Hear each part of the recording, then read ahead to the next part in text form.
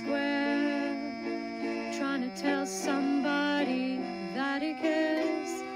Can you blame the voice of youth for asking what is true? Yeah, the ones that you're calling wild are gonna be the leaders in a little while.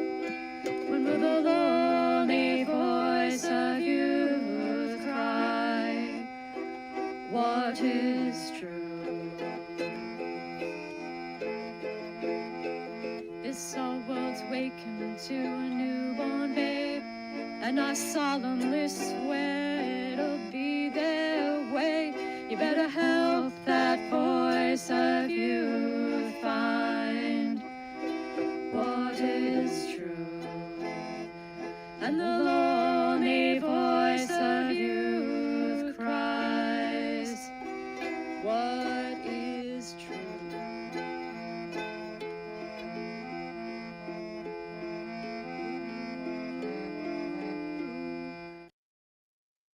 Well, hello. We are going to have some fun today talking about 2014 and the seismic shift in the world that happened. So buckle up. I got my Sampel here. Everybody should have some Sampel. I've got my Muppet cup. You should consider buying a Muppet cup at my store on Navigating Patterns or at the markofwisdom.org website. I've got some Table Rock tea. Westminster again from the Table Rock Tea Company. Oh, it smells gorgeous. Let it steep for a little bit longer. And I got some Jordan almonds, my favorite. Gonna munch on some of them. Already munched on a few of them. Of course, can't resist. Too delicious. Yeah, so I've been waiting to do this one for a while, actually. Had this little list of sort of seminal changing events from 2014 that I wanted to go into. So I hope everyone had a good week. I hope everyone's sort of strapped in for this. And the approach here is going to be basically I'm going to read off a bunch of events from 2014. And it's your job, to some extent, to find the patterns, to find the links. And then at the end, I'm going to go into sort of the related thesis around what happened as the result of the split of 2014. If you want the glitch in the matrix, because I think if there is a glitch in the matrix, it is the year 2014. And that hopefully will become abundantly clear to you by the end of this video, or at least the end of my monologue. And then hopefully later you can jump in, ask questions, whatever. I will give a few things. So first, I was doing all this research, and then I was like, wait a minute, I have AI. AI is great for research. It's just great. You can ask really cool questions, and it'll get you some nice data. So I was able to use Claude AI, Anthropic's AI, which I did sign up for, to get some good data for this video. I also now have a much older but cooler AI card. So my little personal AI project is going to move forward too. It's been a lot of fun, but I got to do some training, and I can't do that on my crappy 4 gig video card. So let's dive into 2014. And one of the things I want to consider, and a lot of this is influenced by some recent events. We have the return of Sargon of Akkad, right? Carl Benjamin is back in his Sargon of Akkad suit, if you will,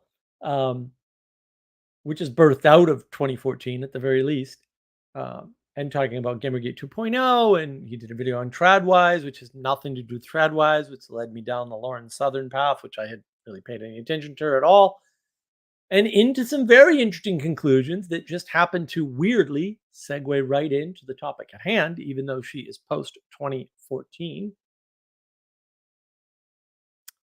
So, sort of the subtitle of this video is 2014, perhaps the year LARPing begins. So what happens in 2014? Well, sort of interestingly, in Ukraine, uh, there's this movement to overthrow the current president. It's a very weird situation because he's pro-Russian and he stops sort of cooperating or stops forward progress with cooperating with the EU. Makes sense, right? Russia's using Ukraine to a large extent to be a buffer from Western corruption. Now, in 2014, this may not have seemed so obvious. It was more obvious to some of us than others, but now it's completely obvious, right? Like this, we've got drag queen story hour. Like Russia doesn't want that. Okay, uh, we, we shouldn't want that either, but it's here. So them protecting themselves from us is probably a really smart move. And they're stops that progress. Government falls. The you know this idea sort of getting closer to the West through the EU deteriorated the relationship with Russia, right? And the population didn't want closer ties to the EU and NATO. They didn't after that either. And then, of course, later on that not too much later on after they ousted this guy oddly, Crimea happens, right, which is Russia's annexation. And look, you can say what you want. That was the start of the Ukraine war. It's been going on for 10 years. I don't know what else to tell you. Like, if that's not clear to you, then fair enough, but it should be now. Right? That's the start of the war, is Crimea. So they overthrow their government, they have a war. There's a bunch of other stuff going on around money laundering and influence peddling and information peddling through the CIA, then the KGB, then the CIA, then the KGB, and covering up of all kinds of crimes in Ukraine being done by Russian oligarchs and, oddly, US officials and a bunch of European Union folks that are just doing bad stuff. Silk Road, things like that. A lot of that, the nexus is actually Ukraine. And when it's not the nexus for the activity, that's where the money gets laundered. There's a lot going on in Ukraine. This is not a war over sovereignty for an alleged country that never existed and never will have existed. It's a political football. There's three cultures in that region. So that all starts in 2014. We're 10 years on. It's still going. And, there's the shooting down of Malaysia Airlines 17, shot down by apparently Russian-backed separatists in the Ukraine, in Donetsk. Right? That's in July. That's like after the Crimea thing started. And that's all significant. It's still happening. It hasn't resolved. That was 2014. We're in 2024. And then we've got Gamergate, which is the start of the woke movement and the rise of Sargon of Akkad, Carl Benjamin. Good and bad, good and bad. And he warned us, if not in 2014, by 2015, he warned us on his channel. You can go look at the Gamergate playlist. You should, if you're not familiar. You should. If you haven't watched it in a while, watch it again. All his predictions came true. Every single thing he said happened exactly the way he said it. Exactly. And he, unlike almost everybody else, actually built something that will probably outlast him, but is at least changing the world in a significant way. Right? He lifted up his audience and dragged his audience along with him. For better or for worse.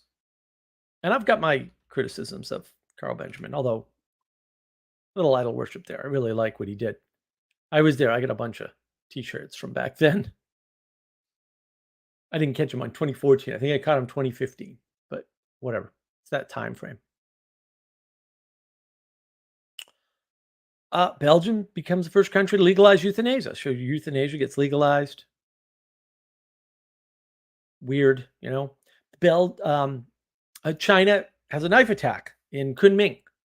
31 people killed by 8 attackers with knives, 137 people injured, right? They were Uyghur separatists. Do the Uyghurs sound familiar, anybody? And thus began the story of the Uyghurs in the news. The response is disproportionate. But it's not like China's being mean to them for no reason. Boy, doesn't that complicate your life? That really sucks. The rise of ISIS happens in 2014. The Islamic State declares a caliphate. And, all 40,000 people joined from 100 countries. Just not very impressive. But it's the start of something, right? Or the attempted start of something. What is going on? Why are all these things starting or trying to be started in 2014? Ebola breaks out, right? 6 countries involved, lasted about 2 years. Robin Williams commits suicide. Very sad. I remember that very well. Very sad. Super sad. Emma Watson from Harry Potter. She does her gender inequality speech. She makes it a human rights issue, which I guess means women weren't human before this or something. I don't even understand this. It doesn't make any sense. And she's stating both genders benefit from equality. And of course, the opposite is true. You benefit from specialization. That's the beginning of woke gender ideology. Weird, more woke stuff happening in 2014 before it's called woke.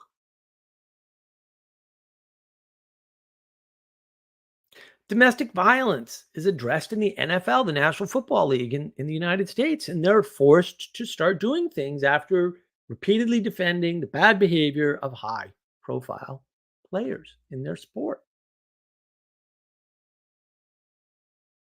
And also in 2014 is the Bill Cosby rape allegations. They were all outside of the statute of limitations. And he was unfairly jailed. And this was later proven by the state Supreme Court in Pennsylvania. And he lost his entire career. Talk about cancel culture. He was worth $400 million in 2013. $400 million. He had numerous projects scheduled. The guy had been doing great work for years, and they just freaking took him out. I don't know that that's the beginning of cancel culture, but that's a hell of a cancel. Ellen Page, because it's not called Elliot Page yet, comes out as gay. Right? It was another 6 years before Elliot Page came out as trans, right? But Ellen Page comes out as gay at the Human Rights Campaign. Oh, it's the Human Rights Campaign. A lot of rich kid inheritance. That's what it is. Rich kid inheritance. And a lot of tech bros cash. That's what that is. This time to thrive thing. So you see these issues around gender, race, Me Too, cancel culture are all tied to the global humanist movement. Weird. No, really, that happened. We know this now. This happened in 2014, and you likely didn't notice. I didn't notice. There's this viral video that gets released as one of the top 10 viral videos of the year. 10 hours in New York City as a woman. Where she gets catcalled and big dust up over that. Weird. It's almost like there's a movement afoot. Females can become bishops in the Church of England. This was voted in. Voted in the church? Weird. Precisely, by the way, what Plato warns about in Book 8 of the Republic. I have a video coming on that, by the way. See Navigating Patterns. It'll be out soon. Getting edited now. I hope. I hope it's getting edited now. I was told it was getting edited now, damn it. The tide of same-sex marriage in the United States is almost fully changed by 2014, with the last 18 of the 35 states, plus the District of Columbia, enacting legislation making it legal, and only one state where it doesn't become law till 2015, but they enacted it in 2014, and Guam, where they did it all in 2015. And this is the full erasure of femininity as such, and culminates in the 2015 Same-Sex Marriage Act, which decides it for the remaining states, which is completely, utterly, constitutionally, morally, and ethically wrong. 35 states want to have gay marriage and the others don't. Why is that a problem? That's how the United States is supposed to work. And this all began in the 70s as part of the Civil Rights Act. And all the states passed something, and then the federal government sort of cements it, because, odd, because that shouldn't happen, by a Supreme Court ruling. What the hell is that? That's interesting indeed. That's what that is. Sort of the beginning of the end of state self-determination. Another weird thing happens. Malaysia Flight 370 vanishes. And, 10 years on, we kind of have a better idea. Failure of the tech, the radar's not there, strangeness with the pilot, bad marriage, probably a meaning crisis, probably a murder-suicide. The government probably knew this, entertained it from the beginning, according to eyewitnesses. They were aware this was an issue. That wasn't the first, second, or third pilot murder-suicide. There've been something like 14 or 15. Hong Kong protests for democracy, the umbrella revolution. Big deal. A lot of craziness over that, if you ever look into that. And then Modi gets voted in India by landslide victory, right? First time since 1984 for a single party to gain so much control in a single election in India. Very strange.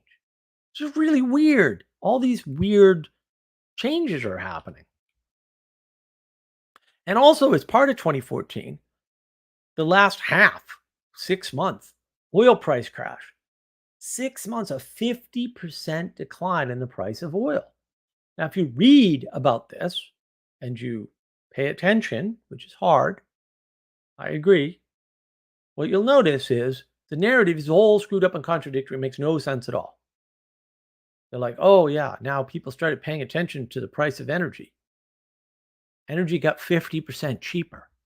Why would anybody care? You care less when prices go down, not more. Little weird. Don't know what's going on there, actually. Can't figure it out. Lots of sort of excuses for why the energy price went down. And, it's another one of those cases where any one of these things were different, the energy price wouldn't have dropped so much. What's going on? I don't know. The Boko Haram kidnappings. They kidnapped schoolgirls in Nigeria. 276 between the ages of 16 and 18. 100 are still missing. Starts a global campaign. Now remember, this is in light of Emma Watson complaining about being, made fun of or denied opportunity in Hollywood. Meanwhile, these little girls are getting kidnapped by these thugs. I don't know. I don't know what's more important there. Relevance realization, anyone? The Israel-Gaza conflict. Oh, it was an Israel-Gaza conflict 10 years ago. Operation Protective Edge, 7 weeks long. 3 teenagers were kidnapped and murdered by, guess who? Palestine. And then rockets get fired out of Gaza. Israel attacks Hamas and some military infrastructure and some rocket sites. 67 Israeli soldiers killed, 6 Gaza civilians. 6. 10 years later, we're worried about disproportional. Despite the history, really? What's going on? What's going on? Something's going on. Not what they're saying is going on, that's for sure. Widespread destruction. Both sides claim victory upon the ceasefire. Sound familiar? Anyone? Anyone? Bueller? Bueller? It's very familiar. This is the pattern in the Middle East. Everybody always claims victory with the ceasefire, especially the bad guys. It's really weird. Why do they do that? Because they didn't get wiped out. Maybe that tells you something. Maybe it should. The ice bucket challenge. You might say, Mark, the ice bucket challenge, you dump a bucket of water on your head. What the hell are you doing? It's a viral online copy me video, but it's the first big challenge for a charitable cause. So we've taken viral video power and put it towards raising money, and they raised like $115 million as opposed to, I think it was 60 million before or something. They raised like double the money. And something else very interesting happens, which I didn't know anything about till I think it was last year. I watched True Detective, which helped popularize TV anthologies. The dark crime drama returns, right? Very memorable dialogue, philosophical musings, and nihilism in the first season of True Detective. Widely quoted. Very dark. That first, I didn't watch any more of it just because the rest of it's actually not well written, but there was a reason why the person who asked me to watch it wanted me to watch that particular first opening episode. And boy, I'm glad I did, because it really plays into this video. Who knew? Months later. There's an asteroid that comes within 25,000 miles. It's asteroid 2014 RC2. 25,000 miles from Earth. That's it. Near miss. And interestingly, World Trade One opens, which at the time is the tallest building in the Western Hemisphere, to replace the World Trade Center towers. Right? Lots of symbolism in that building too. It's very, very interesting. And same year, 2014, France proposes a ban on diesel cars that they want to phase in. Right? And one of the ways they do this is, higher taxes for fuel. Right? And that likely impacted the Yellow Vest protest. This is kind of speculation on my part, but seems pretty likely. They kind of promised it, and they kind of implemented that later. It was proposed in 2014, hugely unpopular when it was proposed in France, hugely, because a lot of poor people in France who are, just sneaking by, and they want to do it with diesel cars, like a huge part of their economy. Very strange. So did that lead to the Yellow Vest protests? Seems like it might have. Certainly was one of the factors. The CIA torture report came out. A lot of admissions of things that people might call bad with, no return, which I would say is categorically untrue. But I want to get into that. I'm not here for that. Report came out. A lot of things changed. The Michael Brown case, Ferguson. Ferguson was at Missouri, I think.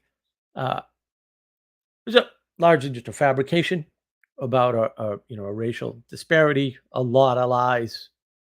People were like, "Oh, he wasn't doing anything illegal." In every state I've ever been in, it is actually illegal to walk down the middle of the road, down the double yellow line. It is actually illegal in every state I've ever been to. I don't know what these people are talking about. He wasn't doing anything illegal. No, he was. And he had just gotten done burglarizing a shop. Well, the cop didn't know about that, but he knew he was walking down the middle of the road illegally because he saw him and simply asked him not to do it anymore. And because he was defiant and feeling all mighty and high on life, he said, "Oh, screw that. I don't care. I'm going to ignore the cop, and to hell with that." Right? They got into an altercation. He went for the cop's gun. Cop shot him. That's too bad. Also, huge person, like just physically large. They kept using a picture of his that was years old. Said, "Oh, look at this sweet little boy." Right? Fabrication. You were lied to. The president, Obama, mentions the case multiple times. The president talking about a local issue, right? Just inciting racial incidents. Again, he had done this the year before with Trayvon Martin. His son could have been my son, could have been me when I was younger. Was it just a year before?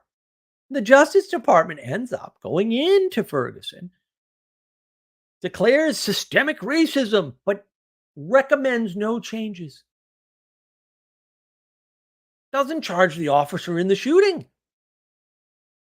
And the thing you probably didn't realize is we have a black president in the United States at this time, and we have a black head of the Department of Justice and a black state's attorney general. If something really happened, why didn't they take care of it? What's going on? That's a little weird. That's a little weird. Yeah. CW, I have a video on the beer summit. That's my Fall of the Fourth Estate video. You should watch that. I go over that whole thing. That's a related incident, but it's not the same. That might have been 2014 too. I don't remember actually. I should look that up. The Eric Garner case. Another case, similar case, right? Eric Garner's 43 though. He's not a kid, but he is black. And he says, I can't breathe. That's long before George Floyd. Nice pattern, huh? Right? It becomes a rallying cry for BLM, which was formed the year before around Trayvon Martin, who again could have been Obama's kid after all. It could have been him when he was younger. But again, even the Department of Justice won't bring charges against the officer. Isn't that strange? Does this strike anybody as a little weird? The federal government makes a big deal out of this and then gets involved and doesn't do anything. I talked about PSYOPs. That's a PSYOP. Like, if nothing else, you've been tricked.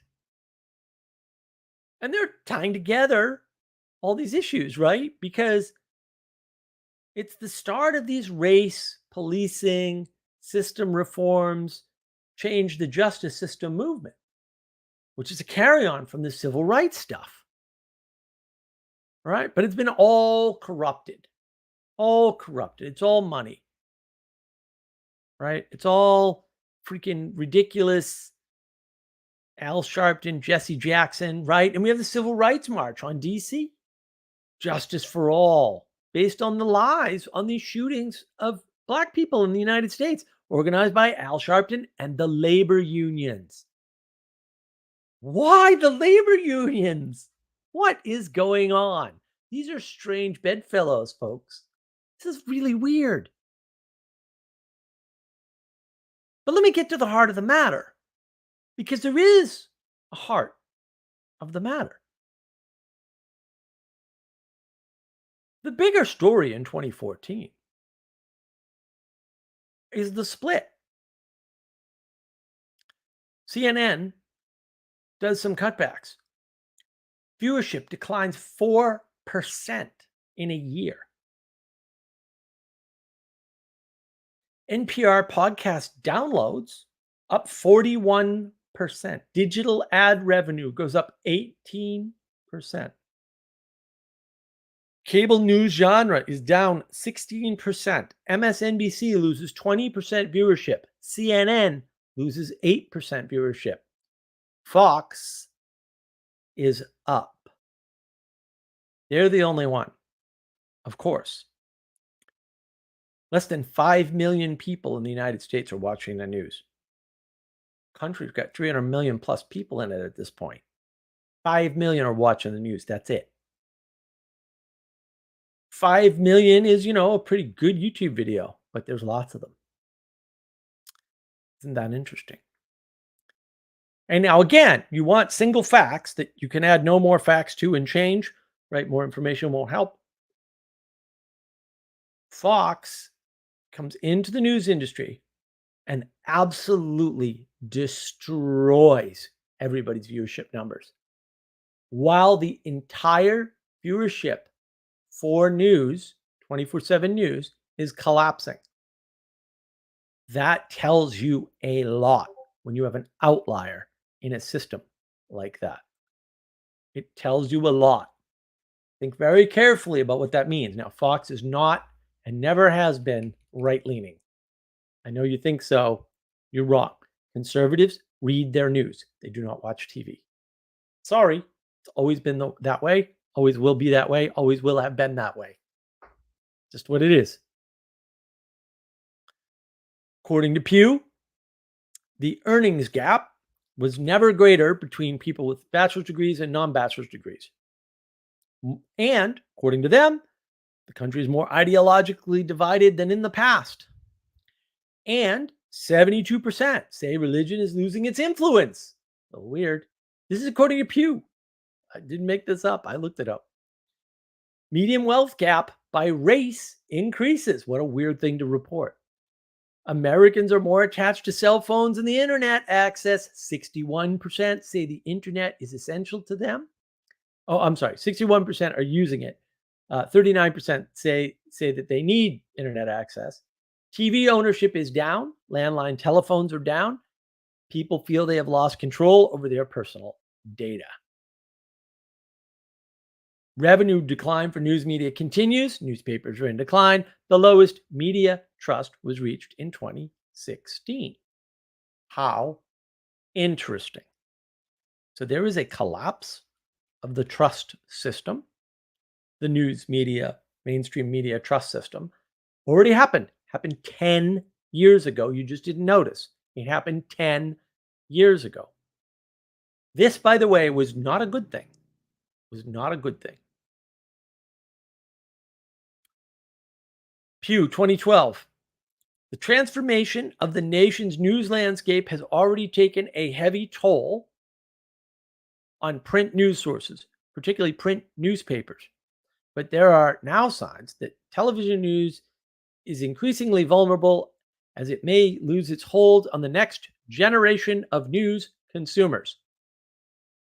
This happens 2 years later in 2014. So Pew saw it coming. Interesting. It's not like no one knew. Pew is not like some backwater thing that no one knew about. They either weren't paying attention or they didn't know what to do about it. More likely they didn't know what to do about it.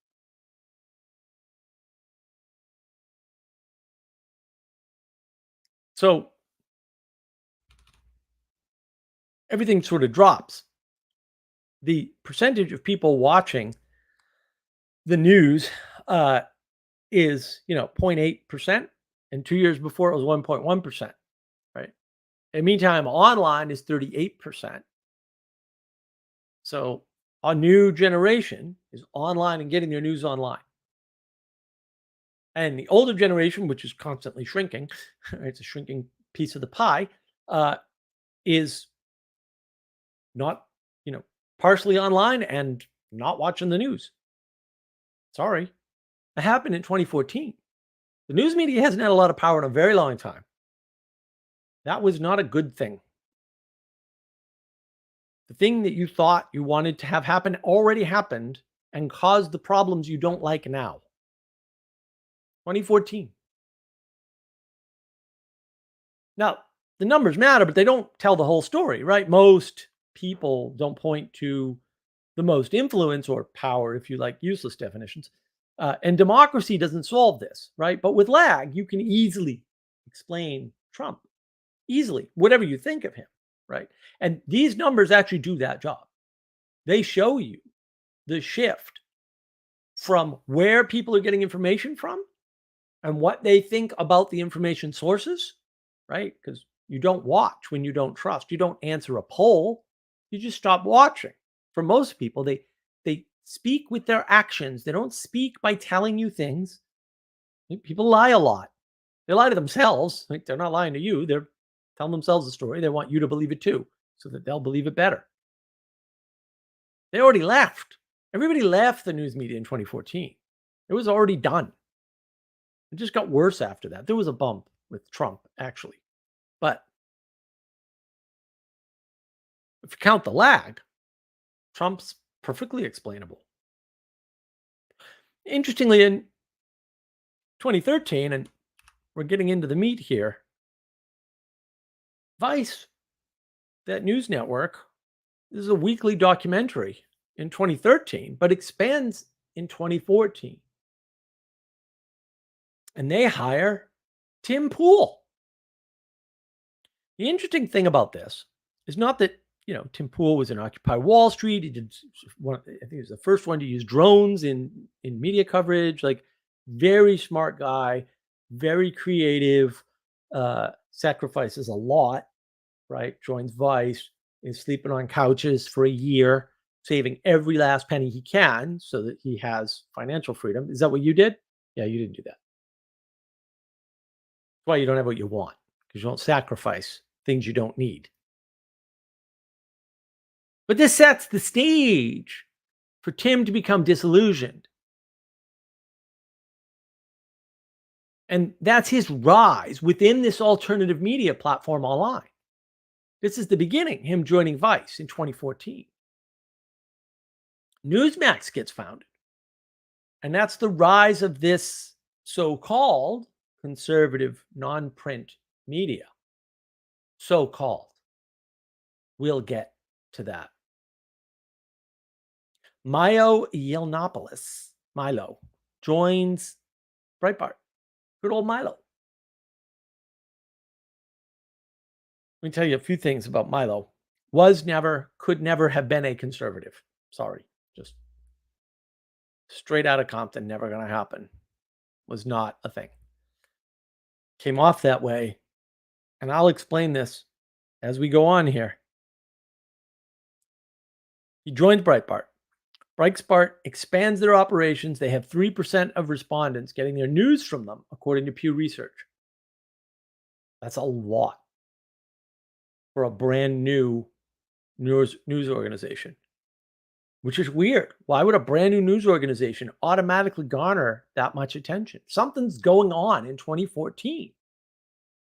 Milo exemplifies what's going on to some extent. And into this milieu, in the wake of this change, is born. So not in 2014, but in the wake of 2014 and the collapse of the old news media, is Lauren Southern. Right? And Rebel Media. She helps birth Rebel Media. That's her baby to a large extent. Rebel Media comes out of this guy who leaves TV news to do online news.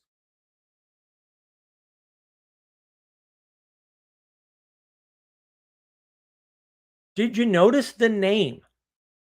Rebel Media. Let me explain something very important for people to understand. If you use the word rebel, you cannot be conservative at all, ever, in any way, shape, or form. It's not going to happen. Either you're using the language in a completely inappropriate way that does not communicate, or you're lying. In this case, they're lying. I know they're lying. I can prove that they're lying. It's not hard. Do you want to see fantasy projection? Do you want to see what it looks like to LARP in the real world? Power play? People trying to play for power without it working for them at all, or at least not for very long or much at all, right? Do you want to see hierarchy in action? Those people in the back are holding up the people that you see in the world. And when they are gone, the people that you see go away too. Why? Because what they're doing doesn't work. It doesn't work, folks. You think it works. You think you can play like a political game and be in politics. But it doesn't work. And here is the proof. The video that I watched, it is 3 hours. I'm not necessarily recommending that you watch it. If you want to see LARPing, if you want to see weird stuff, watch this video. It's amazing. I just finished it today. I was so enthralled by it. I'm like, no, I'm going to include this because this is right for whatever reason. This is right up the alley of the split in 2014 of the changeover from where authoritative news comes from.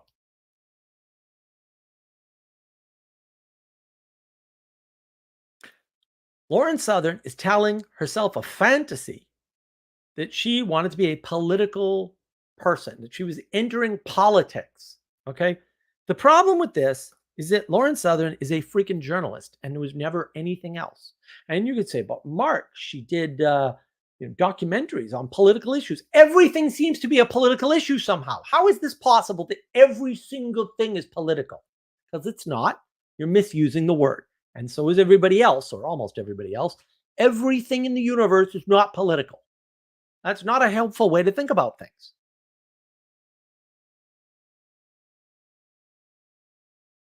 But more importantly, this is the story of the hijacking of new media by greedy charlatans who were obvious. Milo was never going to be a good actor ever.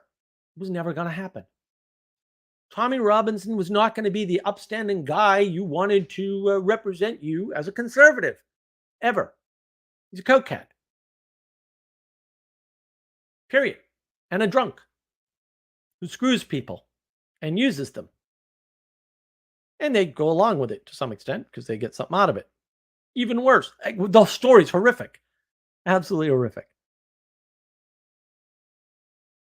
And these people think their information is going to change the world. This is age of gnosis. I tweet about this all the time, right? Knowledge is propositions, and that is the highest value. Propositional knowledge. Propositions as such, super high value. So they think that's going to change the world. That makes them political actors because they're going to change the world. But in fact, it's all competing numbers, which, might be true to some extent. They're just actually kind of competing on numbers. Well, what kind of numbers? You listen to Lauren Southern and you hear her weaponized idealism. She wanted to be a voice for people, raising up the downtrodden. She says she's in politics. How? She's not being voted for. She's not changing people's votes to have them vote for somebody else. She isn't starting a political action committee. She isn't raising money for politicians, right? Issues aren't political beyond the fact that all things at a societal level are political in a sense. But again, that's useless. I used to have a great saying that politics is more than two people, because that's how people were using it. I'm like, politics cannot be more than two people, right? A lot of times they were describing diplomacy or they were describing government. And government is made up of two types of actors, roughly speaking, those that are elected and those that are not. Pretty simple, actually. That's politics. Elections, unelected government officials. That's politics. That's fine. It only works in the government, though. It doesn't, I'm not a political animal for, stating gays shouldn't get married. That's not a political statement, right? That's a personal opinion. And you can condemn me for that if you want. I really don't care. Your opinion means nothing to me. Sorry, just doesn't. Not on that issue anyway. It's a worthless term when we use it this way. So we shouldn't use it that way. This woman is LARPing. She believes she was political. She wasn't involved in government in any way, shape, or form. She was involved in changing government policy. None of that. She's trying to act as a voice for the people. That's great. There's nothing wrong with that. She's pointing out what the media is not telling you. Honey, the media is not telling you so many things. We ain't got time. I went over this again. I think it was either today or yesterday. Oh, no one's talking about the Uyghurs in the camps in China right now because we're too busy talking about Ukraine. Oh, no, I'm sorry. We're not talking about Ukraine anymore. We're talking about Israel and Gaza now. What about the continent of Africa, where there's all kinds of bad things going on, and every once in a while it blips up on the radar? You think any of that changed? How about the freaking slave market in Libya? Could we talk about that? That seems way more important somehow, because it seems like something you could fix pretty easily, actually. We fixed it before. Weird. I should have looked up when that whole thing happened. I bet it was right around 2014.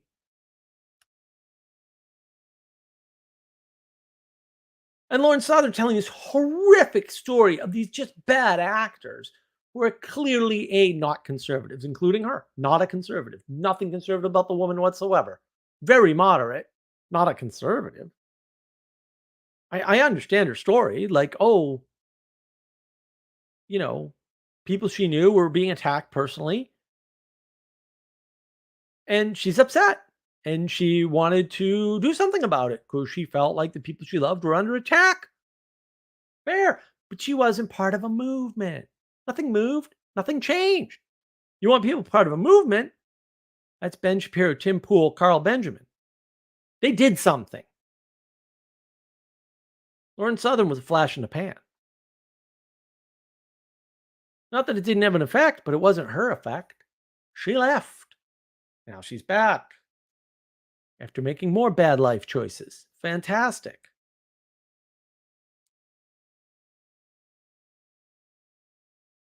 No politicians, no people trying to vote, no one getting into office, no one doing anything except rebelling against the structure or the power.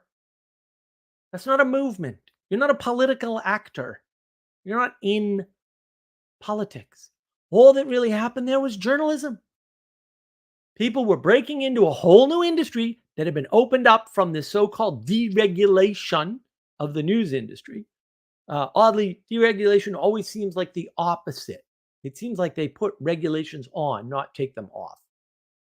And the cable news industry is created, which then breaks down because production becomes almost free. Hello? This doesn't cost me much. In parts, $100. Oh no, 120 with the lights. But $100 to start. I already had the laptop. I already had the internet connection. I would have them anyway. So really, that's not part of the cost of my broadcasting. What did CNN think? They were going to be able to spend hundreds of thousands of dollars on camera equipment forever? Duh.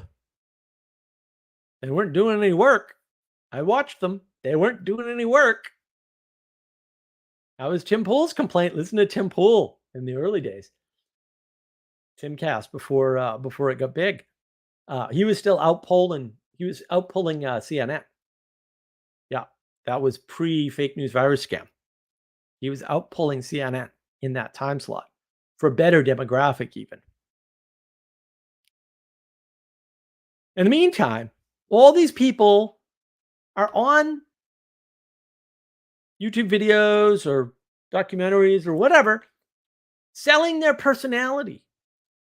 That's what they're selling. They're selling their personal experience. They're trying to be a real person, not just some detached journalist. They really care about what they're talking about. They want you to care too. They want to bring you into that. I'm not demonizing that, but trade-offs. I have a video on trade-offs. They're upset at being real and having people get intimacy confused and them wanting to be closer to these people. Now, I'm not saying that internet stalking is cool. No stalking is cool. It's not good for you and it's not good for them. Right? No matter which side you're on, doesn't matter. But I am saying you put yourself out there in a new way on a new medium that we actually know nothing about. We know nothing about the internet. Nothing. Just haven't had enough generations on it. 2014 is the beginning of people really getting on the internet. There's a reason why you want to have a professional journalist and not some ideologically possessed idealist like Lauren Southern going, I care because my friends are being attacked, my family's being attacked, people I know are being attacked. And the media is doing nothing about it. I mean, fair. But the cost is, yeah, people are trying to get more intimacy with you than you're comfortable with. And maybe you're young and you make a few mistakes, and people find out that you've made a few mistakes, and then they think, well, seems like that's on the table. And then, of course, at some point, for some people, it's not on the table. And then at some point, you don't want it to be on the table anymore. And you take it off the table, but now you get a rep. You're already known. And if you're selling your life and your experience and your emotional involvement in something on a screen, people can get confused really easily. Maybe they know you. Maybe if you knew them better, you'd want to be with them because they know you. They know they can be better to you than having nothing because you have nothing on the screen. There's the intimacy crisis. No wonder why we have an intimacy crisis. Got way too much media in general, way too much ultra personal media, not personalized, that too, ultra personal media. Then you wonder why people are concerned about your health or trying to offer you free hotel rooms and flights to places. She tells this story. It's a remarkable video in many ways. The words that she's using are just amazing. LARPing, totally delusional. All of them were. We're part of a conservative movement. None of you were conservative and you didn't move anything. Maybe you made some money out of it. I'm not saying it was a bad thing. I'm just saying, like, your characterization of what happened did not happen. It's a delusion. There's your LARPing. Maybe 2014 is the beginning of the LARPing. And before that, when we had a system that we could trust, even if it was flawed, because it just turns out that all systems are made of people and all people suck and they're flawed, at least it was easier to filter things out. Maybe you don't send a 20-year-old girl around the world with strangers paying for her hotels and flights. And people who contact you and go, "Hey, we're gonna, give you a tour and get you a speaking tour going," and then steal all the money. Would have been nice if that didn't happen. If only somebody were looking out for her. If only she had been in a conservative family where they wouldn't have let that happen. You cannot fight for people you do not know. You cannot fight for causes you do not understand. You cannot fight for things you're not in, like politics or countries you don't live in. You can't do that. It's not possible. You can LARP.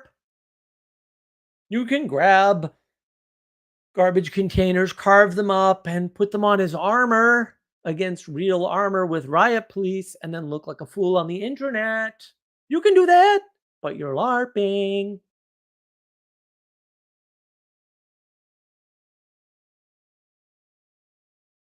Believing that you are defending an entity that never did anything and never had anything and never moved anything, never changed anything is delusional.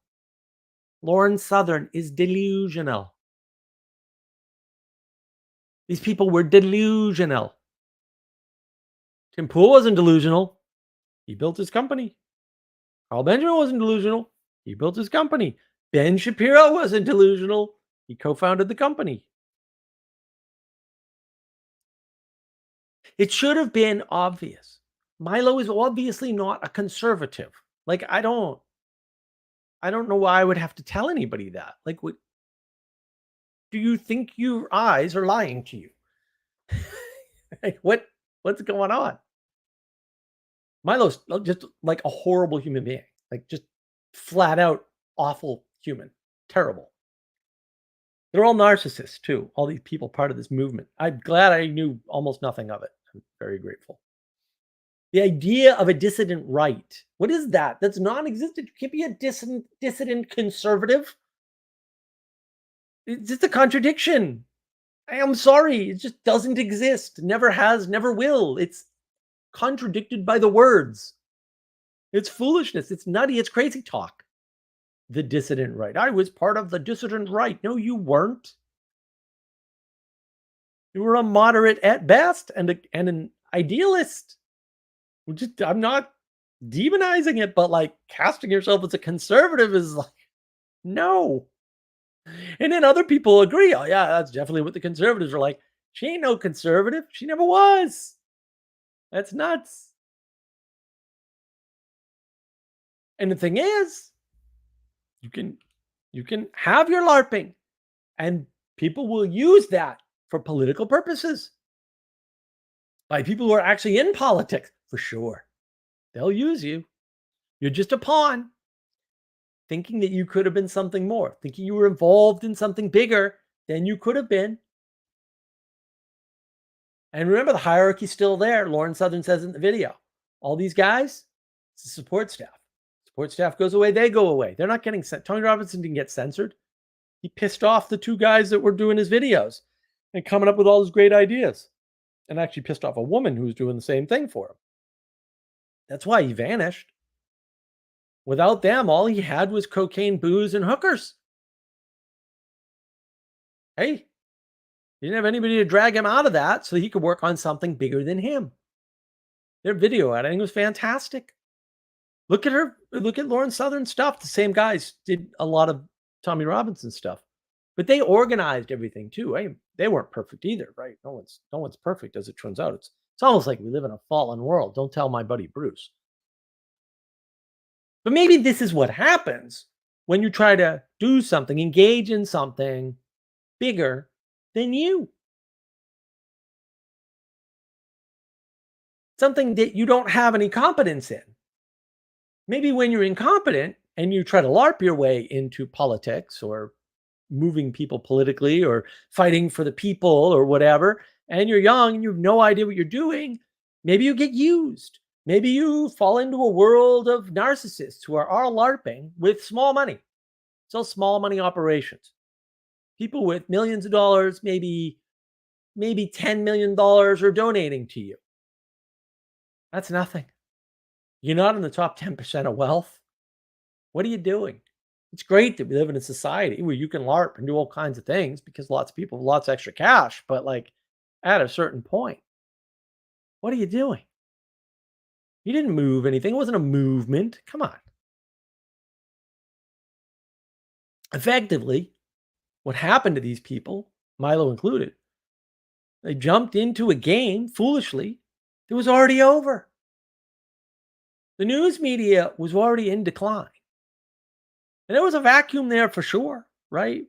But it was already over. The experiment of the so-called deregulated media was a failed enterprise. It didn't work. It's weird.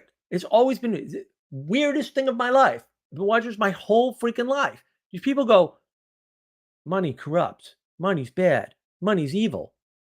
Then, in the same sentence, we should pay teachers more. Wait, what? That would be the last people you'd want to pay more. Oh no, we got to pay the working class more. If the working class are virtuous because they're poor, why would you pay them more? Are you just admitting that you want them to be corrupt like you are? Because that's what it sounds like to me. It's always sounded that way. I don't know why everybody doesn't scream about this every time they hear it.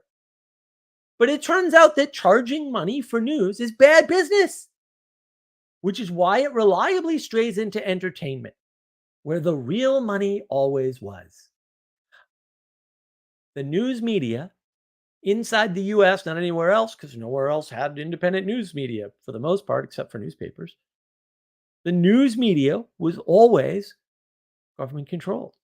In the US, it was mandated if you wanted to do entertainment of any kind, you had to have a news department at your expense, unreimbursed. Money was not the issue. It was a loss leader. They deregulated the industry. Took a while for the industry to collapse. Took a new technology to kind of flip the tables. A lot of the local outfits actually benefited from this for a short time. I have no idea if they're still benefiting. But all in all, with the new technology, the rise of the internet, everybody adopting cell phones and internet service, at least in the US, bang. Everything turns into entertainment because that's where the real money is. That's why I'm a pirate. Problem for Lauren Southern is, and all these other people, they never really had a fan base of any quality. So when they turn on you, surprise is not appropriate. Welcome to LARPing.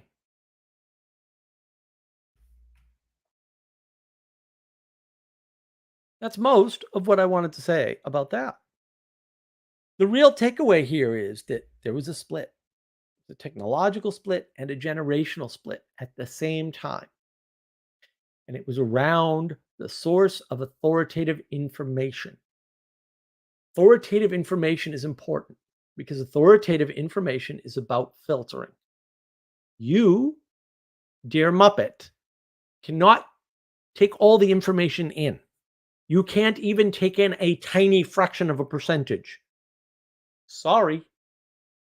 The idea that you can filter or even build your own filters for information is so absurd. I can't explain to you. I've told this before. Catherine Brodsky was on Twitter and she's like, just give me the entire Twitter feed.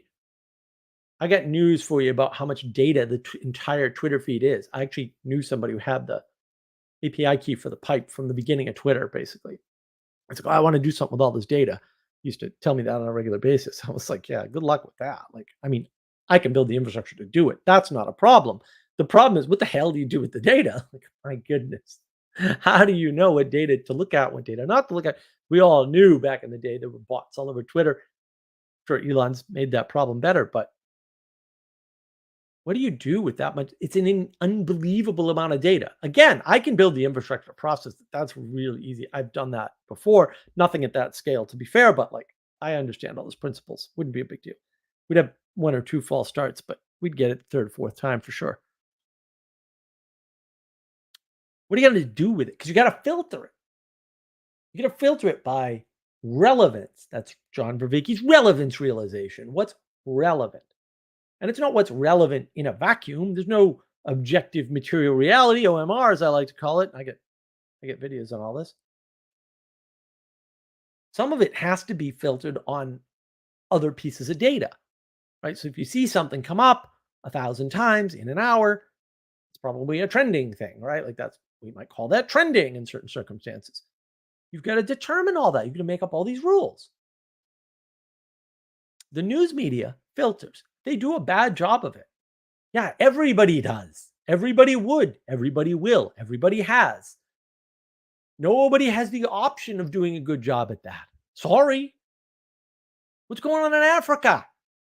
Continent of Africa. Tell me. No one's doing a good job. I had a plumber over here a few weeks ago. I didn't have the right tools for what I was trying to do. Shock. Thought I did, but stupidity abounds. He was from South Africa, like within the past year or something. Oh my goodness, what's going on in South Africa? Holy cats.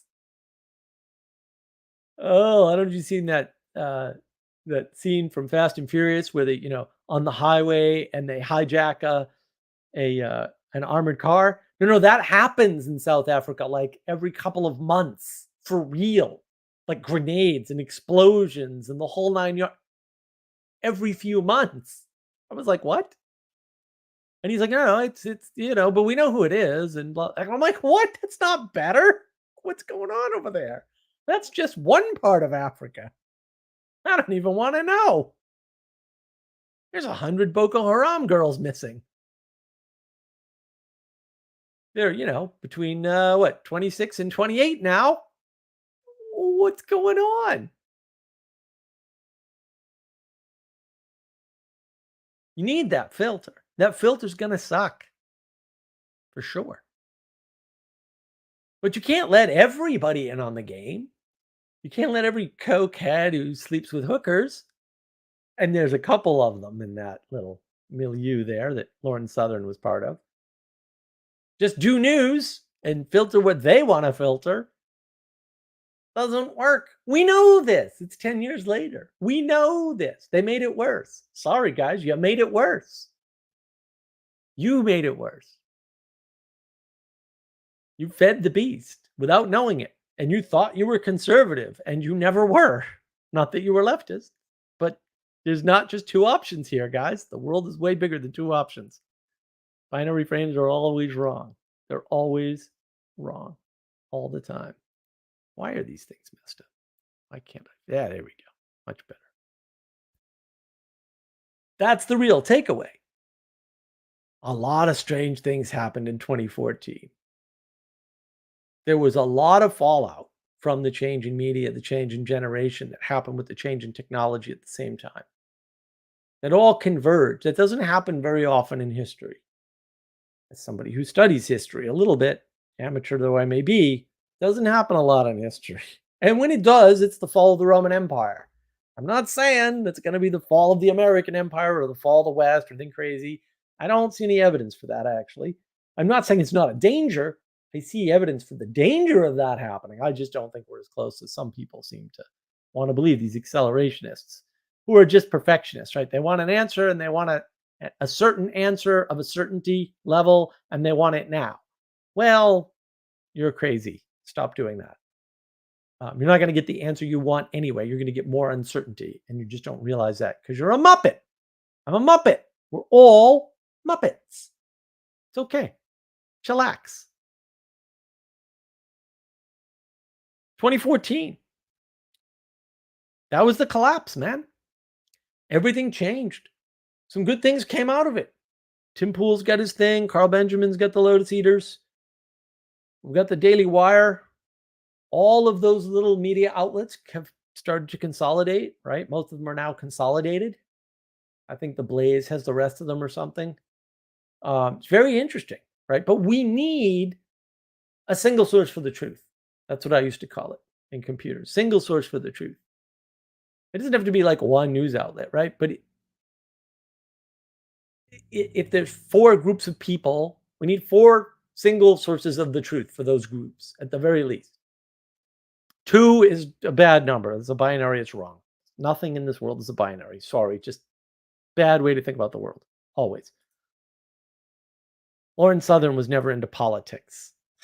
So silly. They made a documentary. I'm glad you did. That doesn't make you a politician. It doesn't put you in politics. It certainly doesn't make you conservative. It doesn't matter what the documentary is about. Conservatism is about your behavior in the world. It's not about believing that immigration needs to be done carefully. Like, that's not conservatism. Certainly, embracing new media and trying to manipulate the population is not a conservative move. It's just not. Why are people crazy? What did you notice about 2014? Anything interesting, or was that list? I mean, I think if you think about it long enough, you'll find more and more things like, oh, I mean, the Ukraine war being 10 years old, like, people don't think of it that way, but definitely, there's no question about it. There's been continuous fighting for 10 years in Ukraine. And people don't think about it, but it's been that way. It's been that way. This whole woke stuff all started. BLM, all this stuff. I mean, it all kind of happens in 2014, all at the same time. Very weird. It's very, very strange. And look, if Jesse's watching this, he's probably screaming about, oh, this thing and that thing and this movie and that book. And sure. Sure, whatever. Look, you want to talk about this or something else? You can jump on in on Navigating Patterns here. We can jump you into StreamYard and chat a little. But man, I'm tired. That was a lot.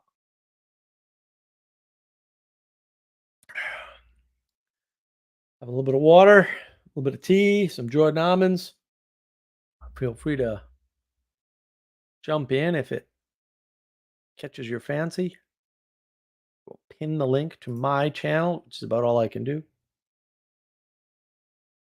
So I don't really see anything I didn't respond to. Yeah, you should look up the BIA Summit. What year was that? No, that was way earlier. That was 2009. It was another failed attempt. Failed attempt to gin up the race narrative, start a race war. Ridiculous. So ridiculous. Didn't work when Charles Manson did it either, thank goodness. Could we not? Could we not have a race war? Wouldn't that be nice? Everyone seems to be trying. I don't know why. This penchant for war that people have, does anybody get it yet? They don't want war. They're trying to get one. I don't know why you keep saying they don't want war. I know they say they don't want war, but also they're occupying things. If you're occupying something, it's because you want war. Just hint, little hint. If you're making up stories about people shooting people for reasons of skin color, you want a war. Like that's what you want. I know this because it's the only thing you're going to get, and you know that.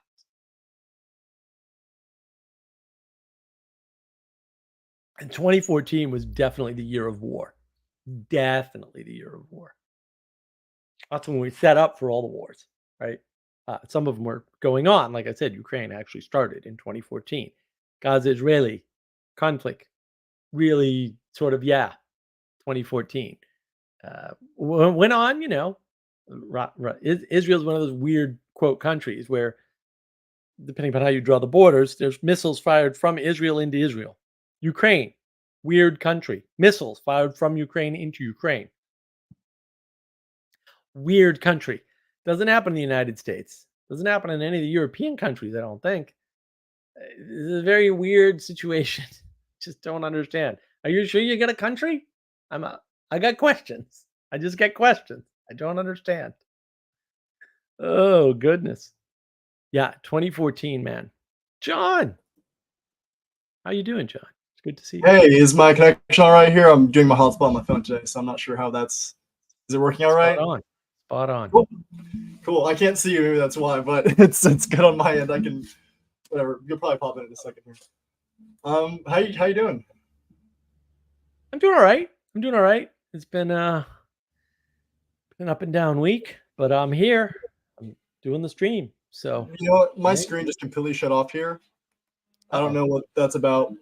It's just probably not very good on the hotspot. I'll be back in just a second here. 1 second. All right. Lost poor John. I can still. Let's see if he comes back. Nothing. No live text questions, huh? Jeez, come on, guys.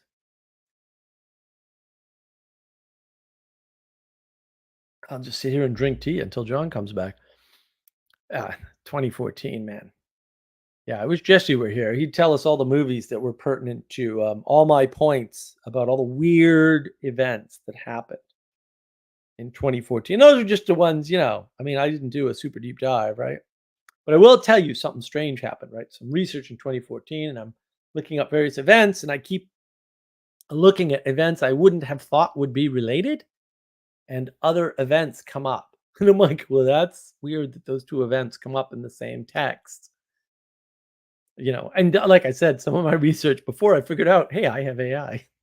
I did, myself. I did manual research. So yeah, Pew is very interesting with their numbers and what they do. Hey, welcome. How's it going? Good. How are you? Good. What brings you here? Well, I don't know. I occasionally catch the streams and I enjoy some of your videos, especially even on your software channel. I'm a student right now in CS related field, so Oh, you watch my personal channel? Yeah, where I talk about Yeah. software and stuff more than anything else. Well, I do like the things on this channel. This is the one I originally saw. I don't have a ton of I did find the analysis of 2014 interesting. I was 12, so I don't remember that, but That's okay. It's good to know how these things work, you know? It's true. There's John. John's back. Hi. Can you hear me all right? This is just my phone mic. Is the sound all right? Sounds good. Cool. All right. And we got Porter here for the first time. So it's nice to have him. Hi. Where How's it you going? from? I'm from Idaho. Really? Oh, Nope. cool. I'm from Boise. I was born in Boise. Oh, that's great. Where do you live? In IF. IF? Where's that? It's on the east. It's southeast Idaho. Okay, cool. I've never been there. Yeah. I love Idaho. It's if I was to choose one place to live and one place like physically that I consider home, it's Idaho. It's definitely the most beautiful place I've lived. No, it's a great state. I don't Yeah. love big cities. It's pretty. No, It's I don't pretty. love cities either. I lived in the suburbs when I lived there a lot. We when I moved from there the first time, because actually I lived there 3 different times. We ended up moving because they were going to expand the road, and it was going to be like right against the house. And there was also like a prison nearby that they were building. It was just going to be a whole thing. So it was just like, yeah. But yeah. My dad worked at Micron, and so it's really expensive to live there. But everyone who who can afford it lives at Micron essentially. So it's really nice. So Yeah. yeah, That makes sense. Yeah. But yeah, I have a lot of good friends there. We go camping all the time. Actually, one of my friends had a baby a few years ago, and because like all my family's spread all over the place, every time I take a vacation, it's always to see them, and which is right. But like, I really need to see my friend Blake, and say hi to that baby. So, yeah, I'm excited. No, that's good. I've been to Idaho. I was in Nampa and Boise. Oh, Nampa. Yeah, I lived. So I have like. I was at Micron. Really? You worked at Micron? Yeah. I didn't work there. I did a contract there for I think like a week or something. Yeah, there was a company they were doing business with that I was contracting for, and they flew me out to Micron to fix some problems. Okay, cool. Yeah, that's awesome. I like still don't understand completely what my dad does. He's explained it to me a lot, and then I know some people who got a job there, and they say that it's pretty common that people they give their family like a fake story to tell of what they're working on just to make it easier. And so I'm like, is that going on? Whatever. He worked a couple of different positions. So like towards the end, it was a lot more management stuff. But he talked a lot about lasers and fancy ways to make a laser smaller and smaller and smaller and smaller. So that was cool. But Porter's going to be doing that next, right, Porter?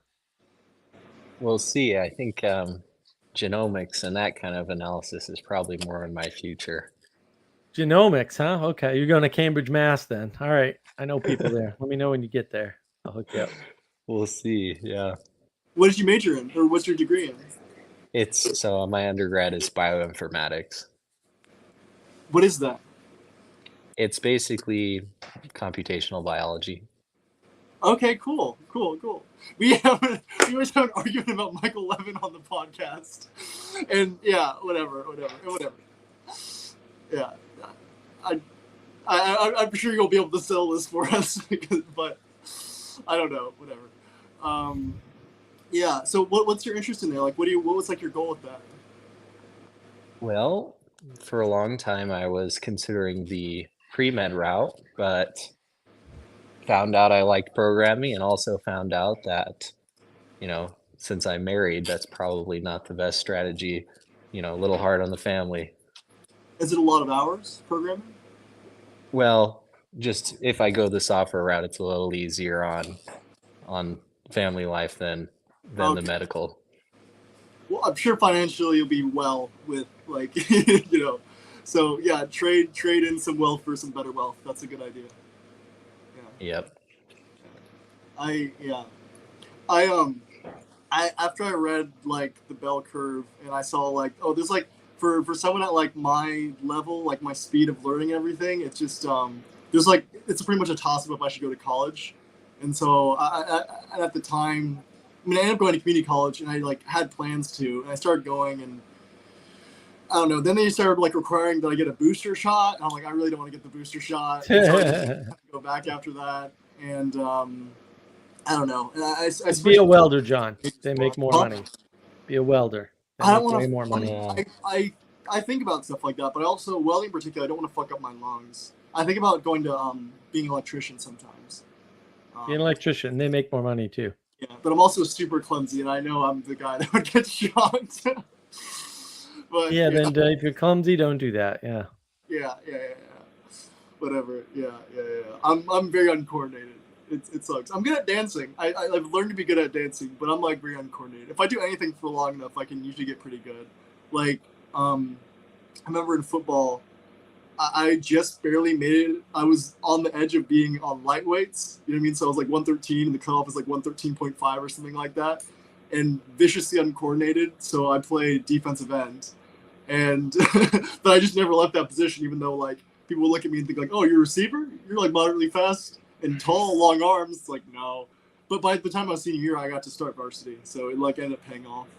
So, but you know, it just like practice, you know. So, but yeah, that's really cool, man. Like, I'm really happy for you. I know it takes Thanks. a lot I of appreciate it. Yeah. Yeah, no, and good luck with you know, trying to find what you want to do and what you can, you know, put your effort into. So Sally Joe says, if you can dance, you can be an electrician. Just actually follow procedures. That's actually true to some extent. I want to highlight this too. Ixnan, excellent monologue. Thank you, sir. I'll have to re-listen and take notes. It's worth it. There's patterns in 2014. Like there's patterns there for sure. The Border, what drew you to come on for this particular live stream? well, I just figured I watched so many, I just felt like I got to come on. Oh, great. So No, that's a great reason. I felt like I was, you know, I'd watched enough videos and kind of understood and caught enough live streams that I'm like, oh, well, I kind of understand what it's about, even if, you know, even if the topic was a little, I mean, obviously I've looked into things in the past and I'm familiar with a lot of the things that you talked about, and a lot of those things make sense to me, and generally I have the intuition that, like, you know, particularly probably around Obama's second term, a lot of things started to shift. And, you know, I just generally, you know, I'm pretty religious, so I just generally chalk things up to like, oh, you know, things are just going to keep getting worse generally. But it does seem that period is a particular hinge point for sure. Yeah. When like gloves came off, like no, I have to worry about getting re-election, because people were kind of talking about back then. They're like, no, there's some weird stuff. Forever, so we don't really have to worry about elections. Is that what you kind of think it was? There's some weird stuff. A lot of people don't realize this, but the Obama's re-election, they moved people in I think it was Ohio, and that shifted the election. They moved people to Ohio, like no, within Ohio in districts. Like you mean like Democrats got together, like we're gonna move to this district? I'm gonna move to No. I mean like they paid people to move. Oh, like they bought them houses. Oh yeah. Okay. Oh yeah. You want election interference? Go look into the re-election. I didn't know that. I'm forgetting. So no one knows Ohio, that. You know, how here's the funny part, John. Here's the funny part. It was reported on CNN, and nobody knows it. And this is another funny thing. Like a lot of this, and I have a video on this on the Iraq War thing, right? Second Iraq War. A lot of people don't know what happened. Reported on CNN. Weapons of mass destruction aren't real. I saw one live TV. Like, I don't know what you're even talking about, why you guys are saying this. You're just wrong. Like, I don't even know. I read the UN report. I don't know what to tell you. Well, I published the UN report. Similar to like the Fauci gain of function thing, where he looks in the camera and is like, we're not doing gain of function research. And I don't know. I would hear it's the same thing, right? But like, my understanding is that like, so gain of function research is just when you take a virus that's infectious to humans and then make it more infectious. That's gain of function. But under the definition that him and his squad made, basically changed it to, well, it doesn't count if we take an animal virus and then make it infectious to humans and make it more and more infectious. But at that the definition, the definition was always firm lines No, biology, the where we definition was no, you they're make just it lying. infectious. No, they're just lying. The definition was always basically repeated incubation of the same thing, right? And removal of the things that aren't the thing you want. That's gain of function, right? Effectively, I mean, there's other ways to do that, but effectively, you're looking for an increase in the function of whatever that Well, it's a function is math term. defined to be. Yeah. It doesn't matter if it's human or not. It never did, right? But that pattern of lying, bald-faced lying, in light of other data, No. right? And remaking words, like just reinventing what the word vaccine actually means, He which it cannot mean, right? He Like turns that pattern. away from Rand Paul and looks at the camera and starts giving the definition. I made like a pretty vicious propaganda ad. I am taking it off because I'm like, what am I doing? But I think it was really good. I'm hoping some people saw it. Just like, this is not a fight you want to do. There's probably a lot of people like me, but like, but literally, yeah, he stops and looks at the camera, like just Right. like to like, you know what I mean? And that's just Right. like it's like you're literally utilizing the fact that people trust you and the fact that you can come across as really transparent and like, Right. I don't know, yeah. There's a lot of situations like that where I was just brooding on for a while. So maybe I hope I got out with that because I'm actually pretty sure a good amount of people watch it to the end. At least for the stats, you know what I mean? And I'm like, well, hopefully just a few of the right people saw it and showed it around. But that's the bald-faced lie, right? When you're lying and you lie straight to the camera. And that started to happen at some point.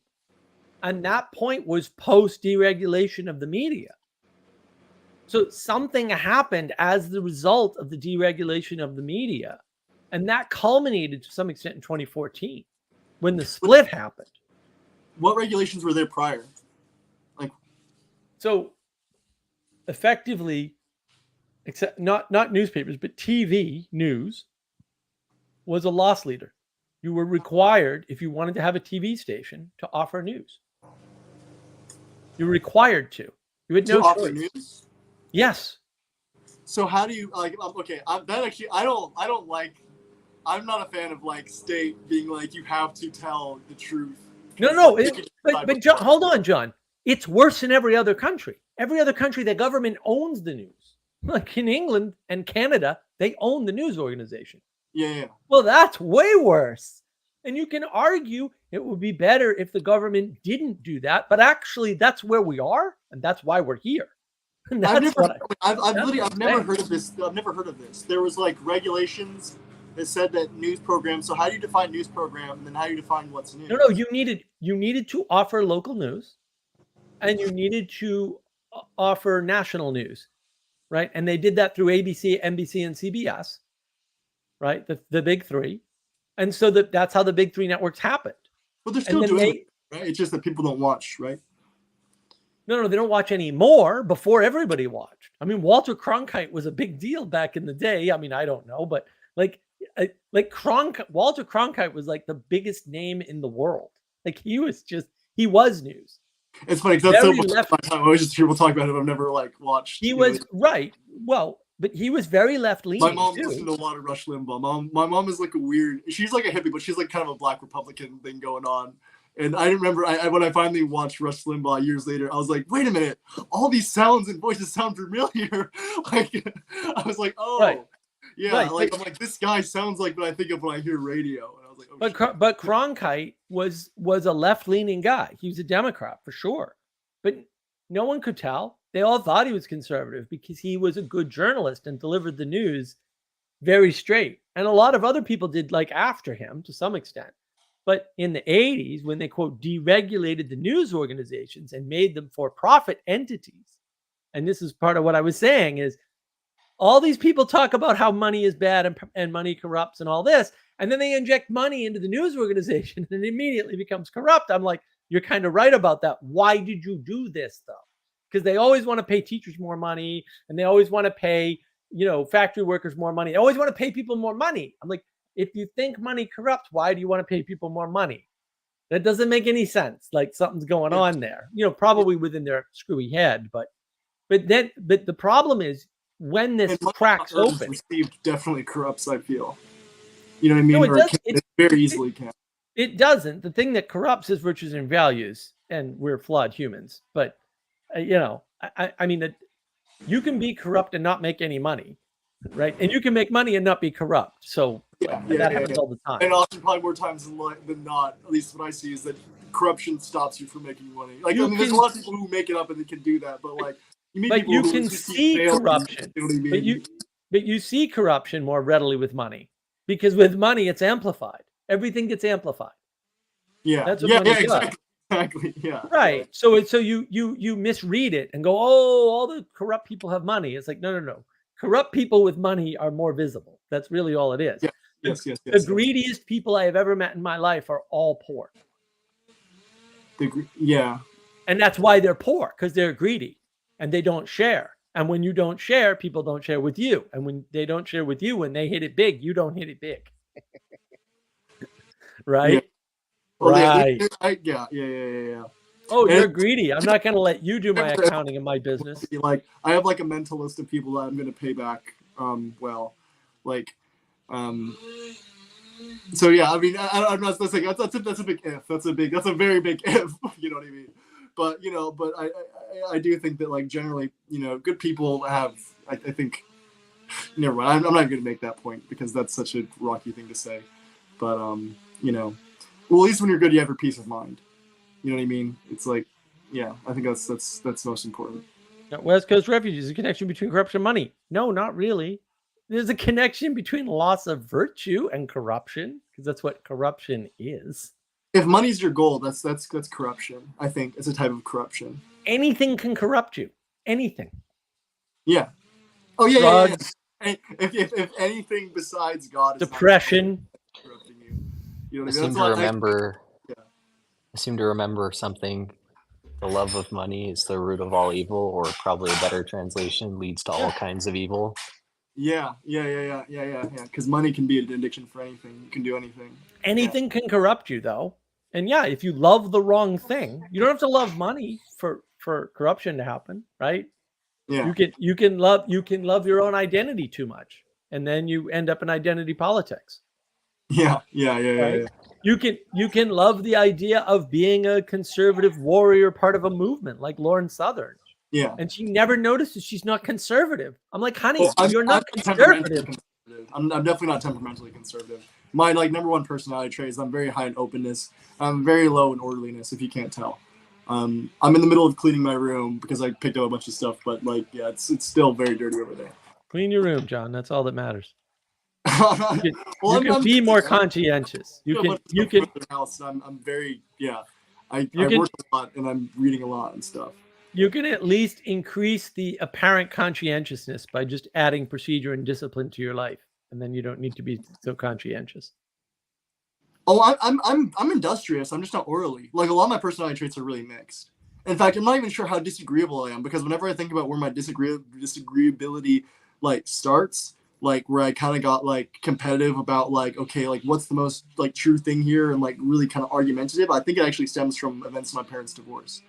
Because I think I like keeping people calm, I like keeping things relaxed, but there was a time when my parents were getting divorced, and my mom was both my parents were trying to convince me that the other one had borderline personality disorder, and a symptom of borderline personality disorder is telling you that someone else has borderline personality disorder. And they both pulled me aside and were saying that to me, and I was like, I don't know what to believe anymore. And so I think I got really obsessed with trying to find shit you can hold on to. I think that's where it starts, I guess. It took a long time for me to let that if go. you have an unstable history, right? You're gonna run into a problem like that 6 times or something, and that's one of the main factors for predicting antisocial behavior. And I was a little antisocial kid. Yeah, I wouldn't place too much stock in the psychology stuff. I want to read this real quick. West Coast refugees. Well, I mean, there is something particularly different about money. No, there actually isn't. This is just picking and choosing Bible verses. No, there actually isn't. This is said about lots of things other than money, right? It's very difficult for rich men to enter the kingdom. It's very difficult for anybody to enter the kingdom, not just rich men. But it's you pick one and you go, see, it's not just one. I think you need to reread the book. There's more than one thing in there. Everybody likes to make money the boogeyman. But you know what? The funny part about that is that's not a solvable problem. it won't help you at all to believe that. I think does money have a like more particular relationship of itself to power than any other than something like lust or like addiction? Because like No, money, it doesn't. need all No, the that's the funny part, though. It actually doesn't. I'm actually just thinking. There's zero correlation. That's the funny part. Zero. Well, I mean, you could buy prostitutes. Like, what? I guess. What do you mean? You can, but you don't. No. Because money changes hands. Like, in fact, it's not valuable if it doesn't move. This is what people miss. It's where the money goes that determines the corruption, not the fact of the money. I guess so. I guess. I mean, I do think there's a lot of people who get concerned.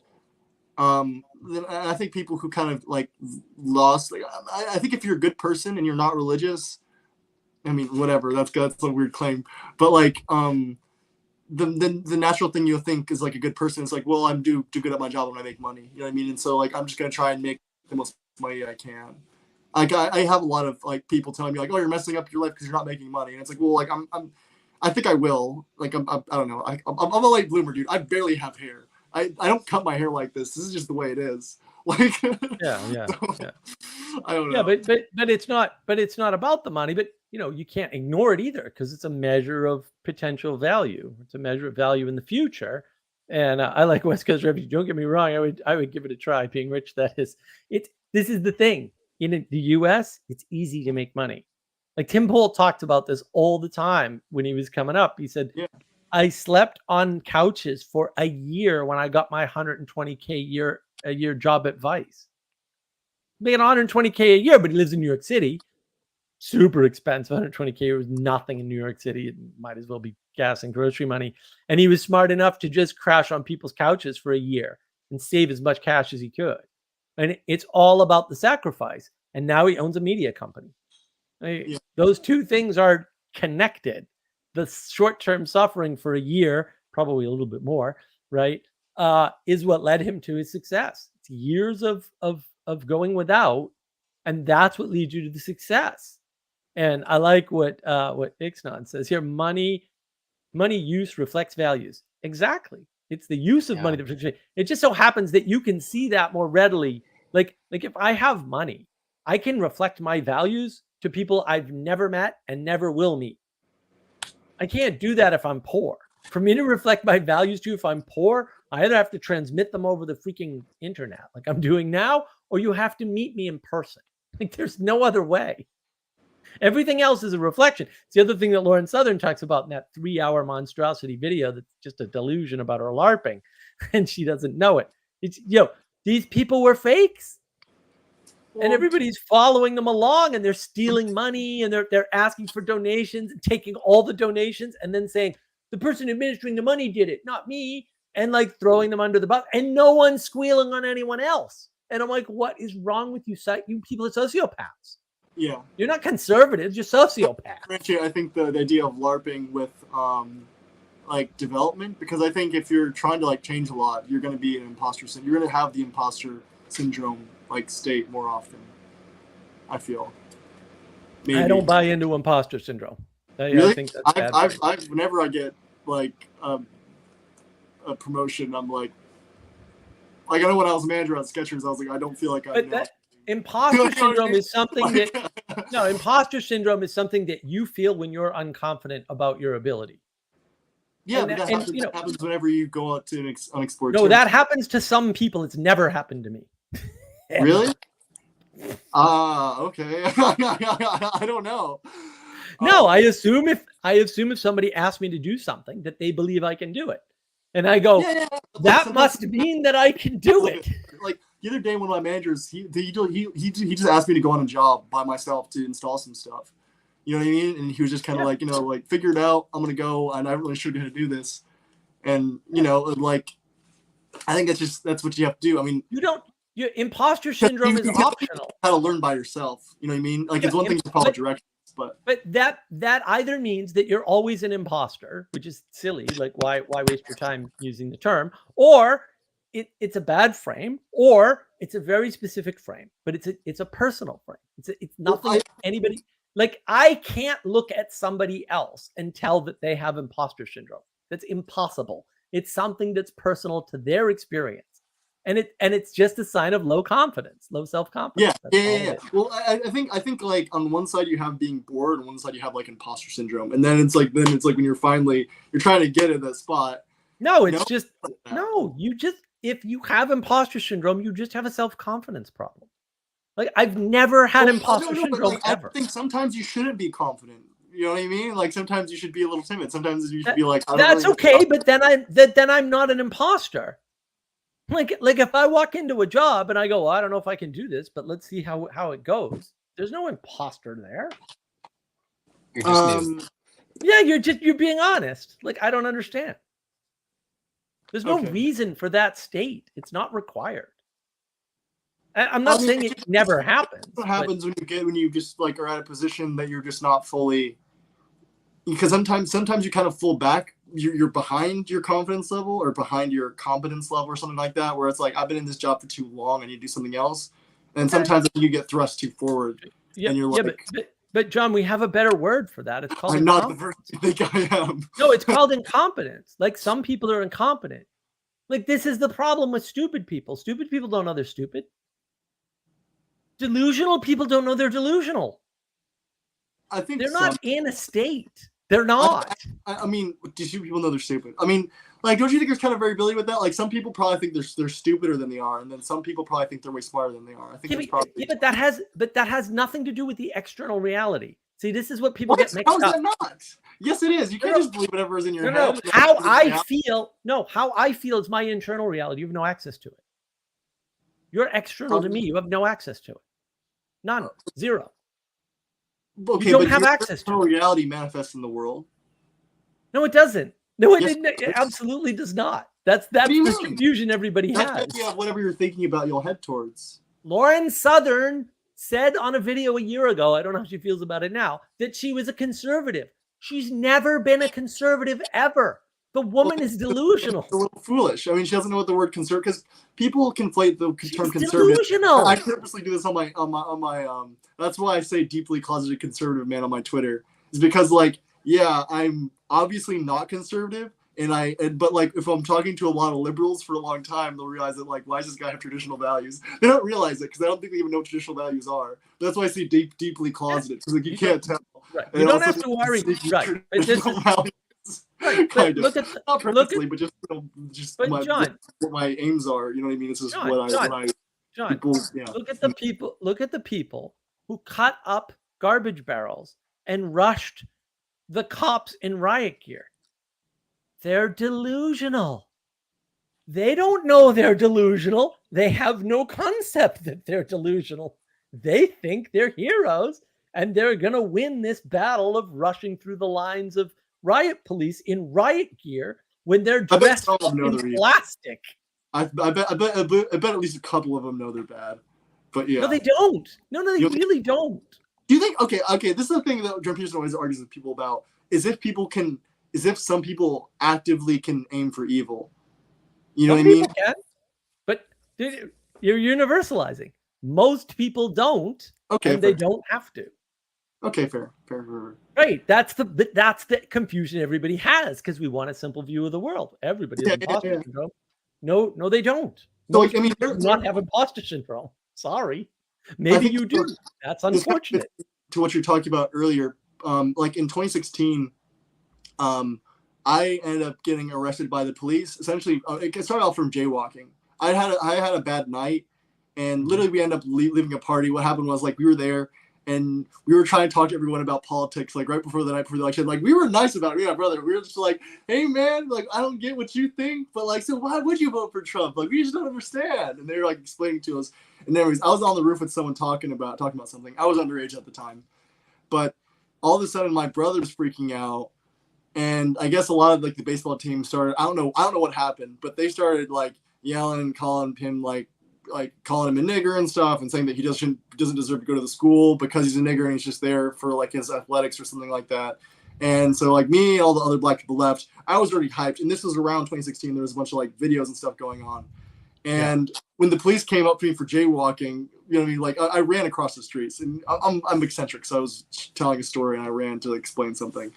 and to explain something, but they come up and they were talking to me, and I lied about my name because like the year before I'd gotten pulled over for pot, and I wasn't starting yet, but I didn't get to play for like 2 games, and we just made it to the playoffs, and so like I wasn't gonna risk that, and so I lied about my name, and it didn't go well. They seemed to have warrants out for my arrest, and so like something like 5 officers surrounded me, and they like wrestled me to the ground, and they couldn't get my arms because I was like a lot buffer back then, and like they're like, we're gonna tase you, and I was like, please don't tase me, and then they like started tasing me, and somewhere out there there's a mugshot that's really funny with like blood on my face, and I wonder where that is. But like, anyways, but at the time, like I'm like, these guys are the bad guys, and I went into that situation thinking that they're gonna get me no matter what. And now I realize like what a fool I was. You know what I mean? Right. Especially that video of that guy in Wendy's who was fighting with the police that was just scared.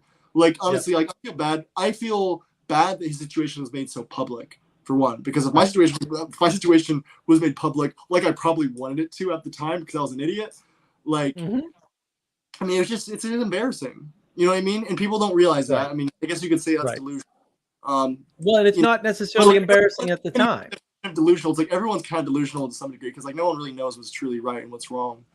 You know what I mean? I don't know. Maybe the term delusional is definitely relevant. Yeah, that's not necessarily delusional. We don't have full access to reality as such the way we want to join the club. Yeah, right. Yeah. But like Lauren Southern, like she's just delusional. Like she's like, I was part of a political movement. No, you weren't. I was part of the conservative political movement and part of rebel media. That doesn't even make any sense. Like, what are you talking about? That's lunacy. I haven't been living under a rock, and I've been, relatively following conservative politics since probably 2018. I don't know who Lauren Southern is or rebel media, so I don't know. Maybe she wasn't part of it. I don't know. She pretty much built rebel media to a large extent. Yeah. And that was the thing. Like that was the split. The guy who started rebel media left TV media. He left the TV scene and exited and started an online thing. And then so did everybody else. Like they all started in 2013, 2014. That's always going to be the natural move, though. I mean, people who did that the first were probably, even if they went to something and ended up failing, like at least they were kind of ahead on the curve, being like, oh, infinite data, infinite channels. You know what I mean? Sure. Of course, the problem is that like it selects for quality, and so it's like everyone just watches like Jordan Peterson and John Oliver, and you know what I mean? Like those channels will get like billion views, and then like but like ends up John Oliver's right. funny. But everything always ends up around a hierarchy. Like even within her little movement, Milo for some reason was part of the like he's the man and he's a total scumbag. Like he's just a bad person. Like everything about him is awful. Everything. He's just horrible. Milo Yiannopoulos. Oh. He was lying about everybody. He was trying to blackmail everybody. Literally trying to blackmail everybody. And everybody's trying to blackmail everybody else. Tommy Robinson's trying to blackmail people. Like everybody's trying to blackmail everybody else except Lauren, right? She's the only squeaky clean person in this, apparently. And I believe her. Like she sounds like a crazy idealist who was LARPing to me, right? And the thing is, none of them are smart enough to just pull the curtain off and say, "Nah, bro, you're trying to blackmail people. I'm not going to believe you." What do you mean by blackmail? They were trying to blackmail each other. They were trying to get dirt on each other and then use it to threaten and say, "You have to let me in on your tour. You can't go to South Africa without me. You can't go to Australia without." It's stupid things. Yeah, I don't. Right, because they were trying to steal each other's audience. I was happy for him to share his like experience that like of how the gay community often functions. Because I'm like, yeah, I've seen that a lot. Like, yeah. The gay mafia. Yeah. The gay mafia is not real. Oh, yes, it is. So, yeah. It's bizarre. Yeah. I mean, I've heard these people's names, but I hope they're not wildly influential because I don't know anything about them. Well, they weren't. That's the thing. Keep going to church. Keep going to church and working on genes, and you'll be fine. Yeah. But like that's the thing. She's thoroughly convinced she was part of a movement, and I'm like, she didn't move anything. Like I don't know what to say. Milo Not that Yiannopoulos she was didn't a have an very impact. eccentric gay conservative who's now converted. Who I think he wasn't like he was married for a while. And I think now he has a wife and kids. Right? Milo? He decided to be straight. He's just straight now. I don't know about Milo. I have no idea. I don't know haven't- how much of his life is fake. But he used to No, give I mean- speeches like dressed like a stripper, talking about conservative values, like essentially, like wearing like Right. high shorts and the fleet. Yeah. I don't know what he was doing. He was deliberate. He was a provocateur. Yeah, exactly. He was just a provocateur, which is fine. I And don't, look, I don't hate it. Like, I think because now he hangs out. Doesn't he hang out with like Nick Fuentes a lot or something? I have no idea, but they Whatever. made I some don't money know who doing Nick it. Fuentes was recently. I don't even know who he is really. I just saw one video of him ranting about Jews on Twitter, and I was like, oh. I did a video about Destiny, right? A live stream with Manuel and a few other folks there, and yeah, Nick Fuentes was in a spaces with Destiny and Andrew Tate, and what a mess. They did a better job defending, and they're in a little bubble too, and it's a little bubble. And look, some of them are going to make some money because hierarchy is real. This is one of the things Lauren Southern said. She said these guys like Tommy Robinson, when they lose their support staff, you don't see them anymore. That's not because they were censored. That's because they lost the talent. Because you can't do that alone. You can think, oh, I've got a cell phone, I can be popular alone, but almost no one can actually pull it off. Mhm. All these guys have support staffs. All the big YouTube channels, they all have editors and support. I have an editor, thank goodness, right? Because I just couldn't even deal with editing my own videos. It's Is too that painful. Sally? It's Sally, isn't it? Nope, Sally doesn't edit my videos at all. Nope, she does a bunch of artwork for me, but no, I get a bunch of people. I'm still working on those drawings, by the way. I was gonna work on it again this morning, and my I'm looking. well, I'm there's no looking forward to it, John. But take your Yeah. time. No rush. That mentioned the power's out this morning. It's not fun. But that's the thing. These guys have a big staff behind them. Some of them have a little staff, but they're not the talent. It takes a lot of people to be in the spotlight. Like you can't be in the spotlight by yourself. It's not possible, Mhm. right? And then that means you need good people around you, and you can't be What surrounded about by bad people. Joe Rogan and Jamie? How many Right. people is it just them two? And Joe Rogan, Security guards. I and don't stuff. think so. I Joe saw him. Rogan gets into it because of Adam Carolla, who's the godfather of this stuff, right? Yeah. You know, like all this stuff is connected in ways you don't understand. You think because what you see is one person, that's what's going on. That's not what's going on. The world is way deeper and wilder and weirder than you see. Speaking of, when I saw Joe Rogan, I thought the CIA was trying to kill me, so I cut off all my hair and I was wearing this wig. That doesn't help. Sean, I don't know. I'm a little crazy, by the way, Porter. I'm yeah. I had like a little bit of like I spun out a little bit living by myself for the first time, and yeah, I don't know if you, whatever. It doesn't matter. It really doesn't. According to Sally Joe, Milo was gay, married, and then dramatically threw his wedding ring in the ocean for Jesus. Okay. Oh my gosh. Well, what? That's cool, but like I don't Some believe him. misinterpretation about eunuchs. I guess I don't understand. He went through a big transformation, though. To be fair to Milo, like a big transformation. Yeah, because he had a revelation about how he ended up being gay, and that was a big. Sally Joe, big confession. Quite liked Milo for a bit. Did comedy tours during 2015, 2018. When she was at art college. How interesting. I never liked Milo. I like some of the things he said, right? Because he was fighting the bad guys, but it just turned out that all they did was made woke worse at the end of the day. They had the opposite of the intended effect. Yeah, Sally Joe, lol. I don't got time for my own video editing. Yeah, you haven't seen Sally's channel. She's not a video editor. What do you mean? She's minimal video editing. Yeah. Okay. No, a lot of people. There's a lot of people behind my channel. The artwork, some of that Sally Joe, some of it's my my partner Sarah, who does a lot of the, it's updated all the thumbnails, right? It's doing a lot of the graphics. We had Bill help us out over in England. We had Yana help us out when she was in Canada, and she might do some more of that animation in the beginning. That was all Yana.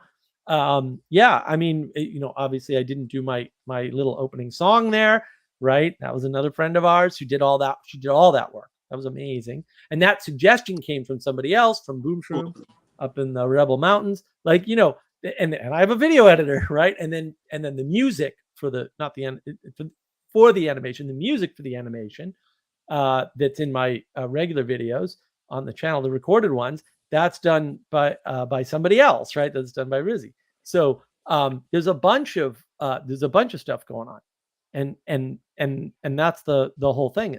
Sally Joe says Joe Rogan and Jamie has the whole comedy network and UFC. Yeah, that's the other thing. Joe Rogan has tons of experience in media. Like a lot of these people had experience in media before they went into the online scene. And there's 4 jobs. There were 4 jobs for years built Joe Rogan. Yeah, Joe Rogan built up over a long time. Plus he was a Boston kid, so Boston's the best, obviously. Speaking of people helping you out, I mean, I don't know if you have enough support at this point, but I'm looking forward if you ever start a Substack, because I feel like that would probably be the best way for me to be able to share things with people I know. They tend to be more interested in reading something than watching something that I don't know, watching someone speak about abstract things where you can't pause and other things is sometimes, I feel like, hard for people to grasp. Porter, I got a Substack which I haven't quite launched yet, and I keep meaning to, but I keep getting sick is the problem. That I fall behind, and then I don't have time to write. But I have 2 websites. You can write for petersonsphere.com or markofwisdom.org. We could use some articles. Oh boy. Well, I still feel like I'm trying to. This is one of those things where, like, the first time I saw one of your videos, I was just like, what even is this? I couldn't really understand it because Yep. I see the utility from what I understand is like trying to speak to people in a way that, obviously get them to focus on meaning and show patterns in the world, which is something that makes sense to me. I'm just used to it in a religious context, and that just comes to me naturally. So I'm trying to figure out the words that you were using, and then I'm like, okay, this does make sense. And it's one of those things that the reason I wouldn't leave it alone is because, it's just something that sticks with you. Like, true things generally tend to do that. Even if they're weird at the start and you don't understand them, you just, keep them on the back burner for a while till you can stomach it or whatever. And yeah, I don't know. Maybe at some point, if I feel like I have something useful to say, but it's really like translating it all in my brain, like from some principle probably derived from scripture into secular speak. That would be amazingly useful if you could manage to do that. And I can, we can help you. There's a whole group of us. We can help you. If you've got Discord, we got a Mark of Wisdom Discord. Yes, I will probably. Yeah, I probably will. Yeah. No, I mean, we could use more articles. Petersonsphere.com too. Like that can just be like, if you know Peterson and you want to talk about Peterson and how he's affected your life. I mean, I like Jordan Peterson, and I know a lot of his stuff. I tried to watch, John Vervaeke's Awakening from the Meaning series, Crisis series, but it was I didn't get very far. It was an interesting. I think he starts out the whole thing by going back, however million years or whatever. Right. Which makes sense. I understand like why that would appeal to you if you're coming from a certain maybe like nihilistic frame. But I was just like, this isn't like super useful to me. I mean, I understand like what he's probably going to be building up to and all of this, and it's interesting, but I don't know. I might give it another try at some point. Yeah, I mean, I can synthesize all his work for you however you want. So just let me know. I can just do that on the fly anytime you want. Not a problem. So I'm fairly well versed. So yeah, there's a lot there, and some of it's good, some of it's not. Sally Joe says you're hired. We can pay you $0 for now. That's Sally. She's in charge sometimes, or at least she thinks she is. Oh, here we go. Worthwhile Help things. Mark be average. For, so. She says she can't ask enough stupid questions alone. So there you go. That's your contribution right there. Yeah, I mean, I just get generally confused in both ways. On the software thing, I get confused because I'm like, wow, I don't know these technologies, but I can tell you understand the history and what's going on. So I need to try to keep this in the back of my mind until I understand it. And then on this side, I'm like, oh, don't really understand it. But then I sometimes I get around the lingo a little more and more. Yeah, Uh, well, it's hard because it's purely secular and materialist on purpose, right? Like yeah. very deliberately that way, because that's what I grew up in. I didn't Hmm. go to church. Oh, what are you talking about? I didn't read Hmm. that book. Sounds good. Never get around to it, right? So, so, but those if they're true, right, they're available either way, and that's sort of my Yeah. point. Like, then you need to make them accessible. I think Peterson does that. He makes them accessible to people who Yeah. otherwise wouldn't have access. Yeah, it's interesting. I feel like that maybe the trick he's using is just, saying, oh, and using it from a psychological perspective, and then he can use pseudo spiritual words for it. Exactly. So Well, that's part of it. That's one of his tricks for sure. yeah, no, that's interesting. And I guess maybe you can tell me how accurate this is. If I were to rephrase what I feel like is going on with what you're doing on this channel, it's mainly trying to rephrase or maybe redefine certain, or maybe just define, get a common definition for certain terms and relate them to meaningful patterns in the world, something like that.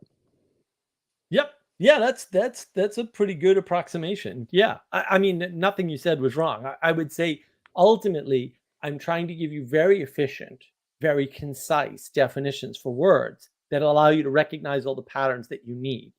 Mhm. And at the end of the day, my argument would be you need a surprisingly small number of them, words and patterns, to understand everything. So where The- where yeah, do you come up with an idea that like navigating in the world is three-dimensional? Like once you said that, it makes sense to me that it's not just like point A to point D. I mean, it models my own life where like it's difficult to find, to try to develop wisdom and to overcome different trials. Like it requires, thinking on your feet and pondering and thinking about different situations as they come. But it's mhm. just like I feel like this just like doesn't come. It's just so random. It's like a computer concept almost to me. It's like, oh, you're just like moving in three-dimensional space. Yeah, I don't know. It No, just well, I would one have of the way. never come to that. No, you don't. You don't come to it. You live in it. And the way you come to communicate it is actually super simple. It turns out that if you do rote work, right, if you do something boring, but Yep. something that you can do, and you're forced to do that, or you force yourself to do it, Hmm. that can be meditation, by the way, because meditation, I Yeah. mean, meditation is a concentrated form of that. It's not the best. I actually don't recommend it for most people, right? I'm more do the dishes, right? Well, Go yeah, and go for a and that's what walk. I do. I have a custodial job. I was working at Mm. Walmart, and it was pretty similar, and I would listen to deeper things, and I like to listen to podcasts. That's pretty much only what interests me, Oh no, interesting things, and I would say don't listen to podcast. oh, Right. Do the rote work and don't listen to anything. Think things uh-huh. through. The Yeah, I guess, wisest yeah. people that I know, they work with their hands and they have long stretches of rote work or driving or something, right? Mhm. And what happens is because they do that, because they take time where they're not efficient. They're not efficient at all. Like when you're driving. So one of the guys I know is Jefferson. I love Jefferson. He's awesome. And he was on BOM and stuff like that Mhm. ages ago. But and then I sort of met him more on Clubhouse. He drives around the country, like a significant portion of the Midwest, right? Fixing machines, custom built machines that feed livestock, chickens. I think just chickens. So he's got the right, and he works for a company in Texas, and he lives way up in Memphis, Tennessee, outside of Memphis, Tennessee, and he just drives around all over the place. So these long stretches where he's not doing anything. He is one of the wisest people I've ever met because Mm. he adds time, and that adds depth of thought, right? And the Yeah. problem is, And I was listening to Peterson earlier today. In fact, just before I came on, I was relaxing, listening to some Peterson that Bruce got me, got me into. And I was listening to this. It was a very good distillation of Peterson. And he was saying, like, oh yeah, it's direction. And I'm like, no, Jordan, it's not. It's orientation. But the reason why direction works is because, and this is where I agree with Peterson, you got to start them there. You have to start them there. Like, hey, first get the idea that there is a good direction, right? That direction is important. And then realize orientation is required, right? You got to layer the messages kind of slowly on people, right? Because they gotta have a certain skill set before they proceed to the next level. That's really the problem. And once you sort of realize that, once you get a feel for that, then you can kind of step in, right? And keep stepping up and stepping up and stepping up. That I think is where everybody misses, especially we'll say the Christians or the Catholics. They want to drag people up. They want to say like, oh, John Vervaeke's one concept away from, going to church. No, he's not. He's like a dozen concepts away from going to church, right? But you need those interim steps or it's not gonna hold.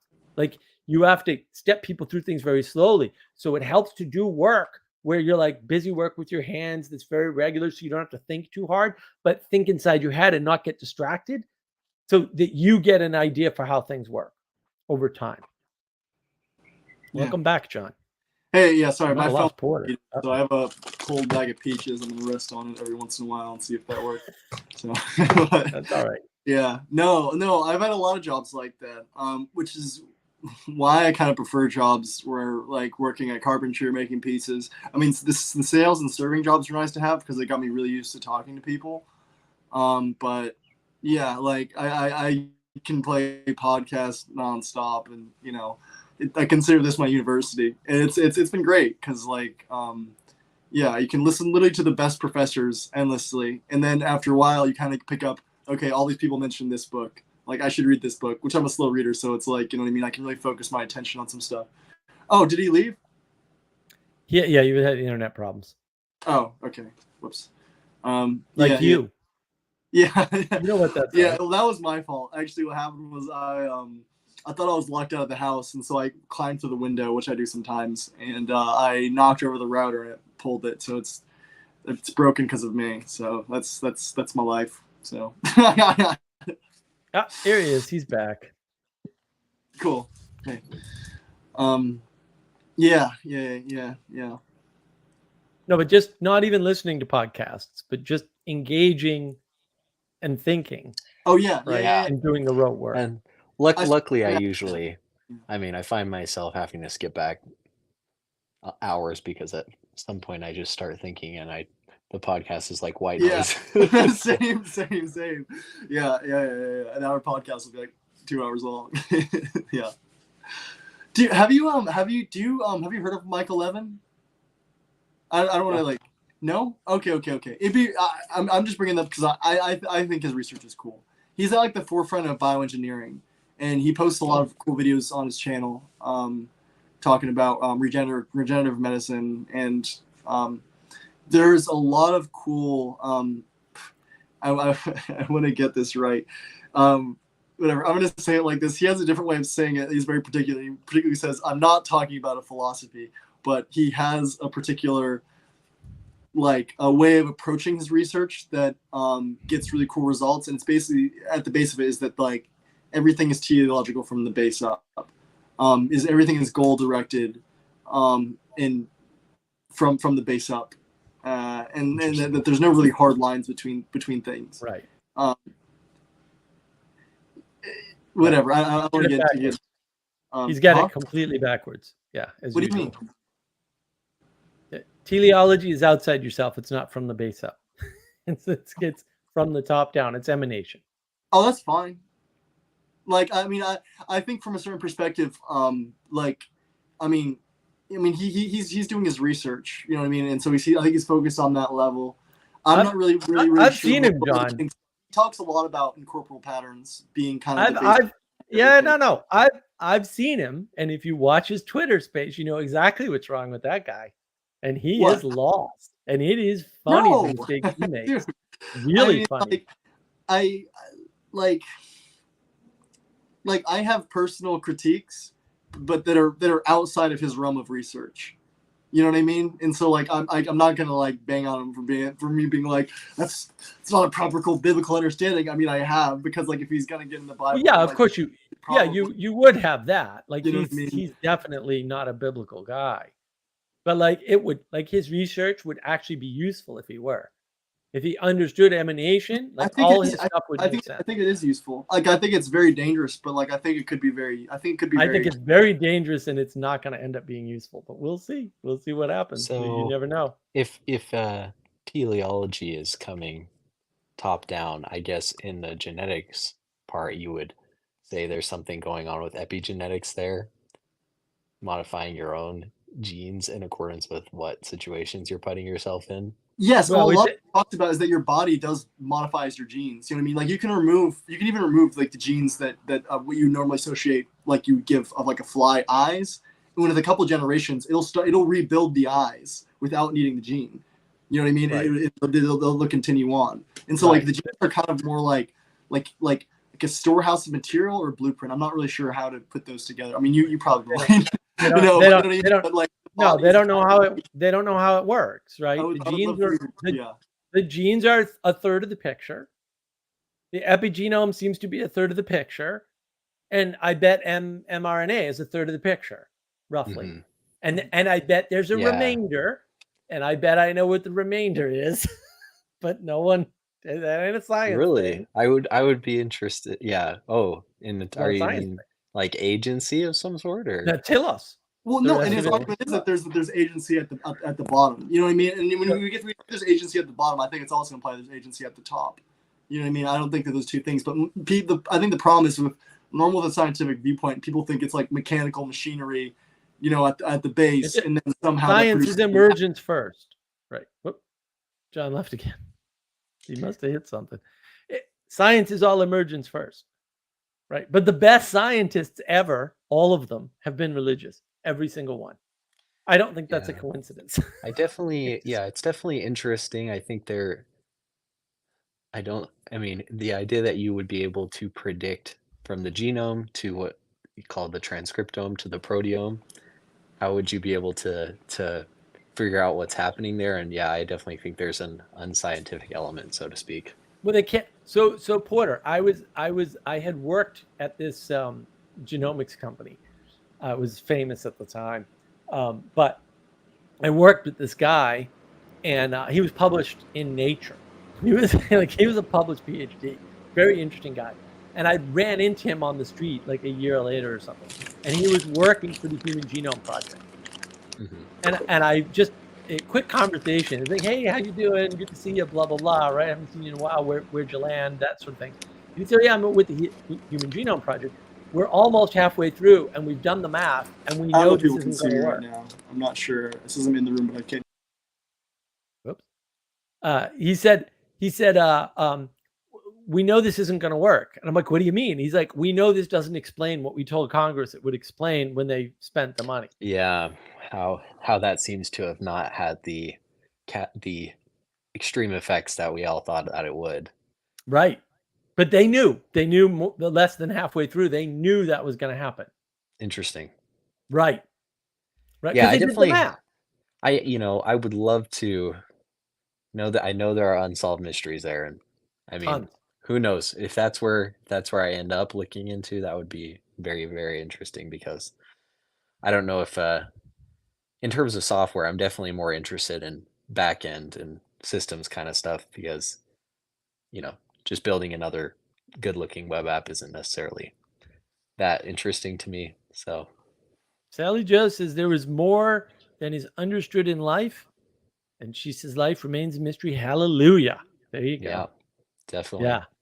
Yeah. And I mean, there's always something you can find, and there's always something useful to be found. Yeah. But usefulness relies on telos. It doesn't rely on finding random emergent properties. That's true. Yeah, that's definitely true. That's the mistake everybody's making. They think random emergent properties are going to do the trick, and they don't seem to. Yeah, if they discover enough things, then it'll become useful or Right, something like that.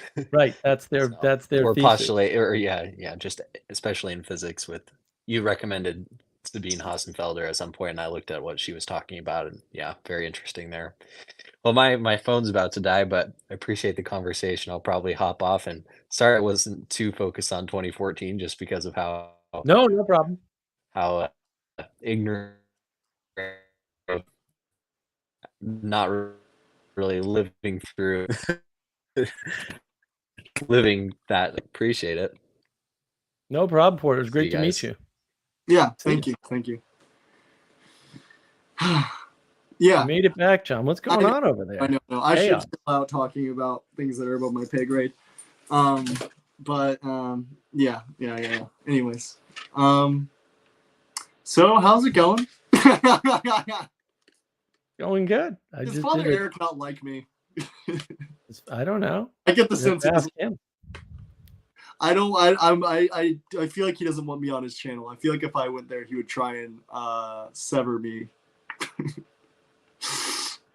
I have no idea, John. I don't recall having an in-depth discussion with him about you. So you're Okay. asking the wrong guy. You should All right. ask him. He's a priest. He has to tell you the truth. I'll see if he would let me on. Yeah. I think. Well, okay. Okay. On his channel, you said that that you like. Do you think that God guides evolution?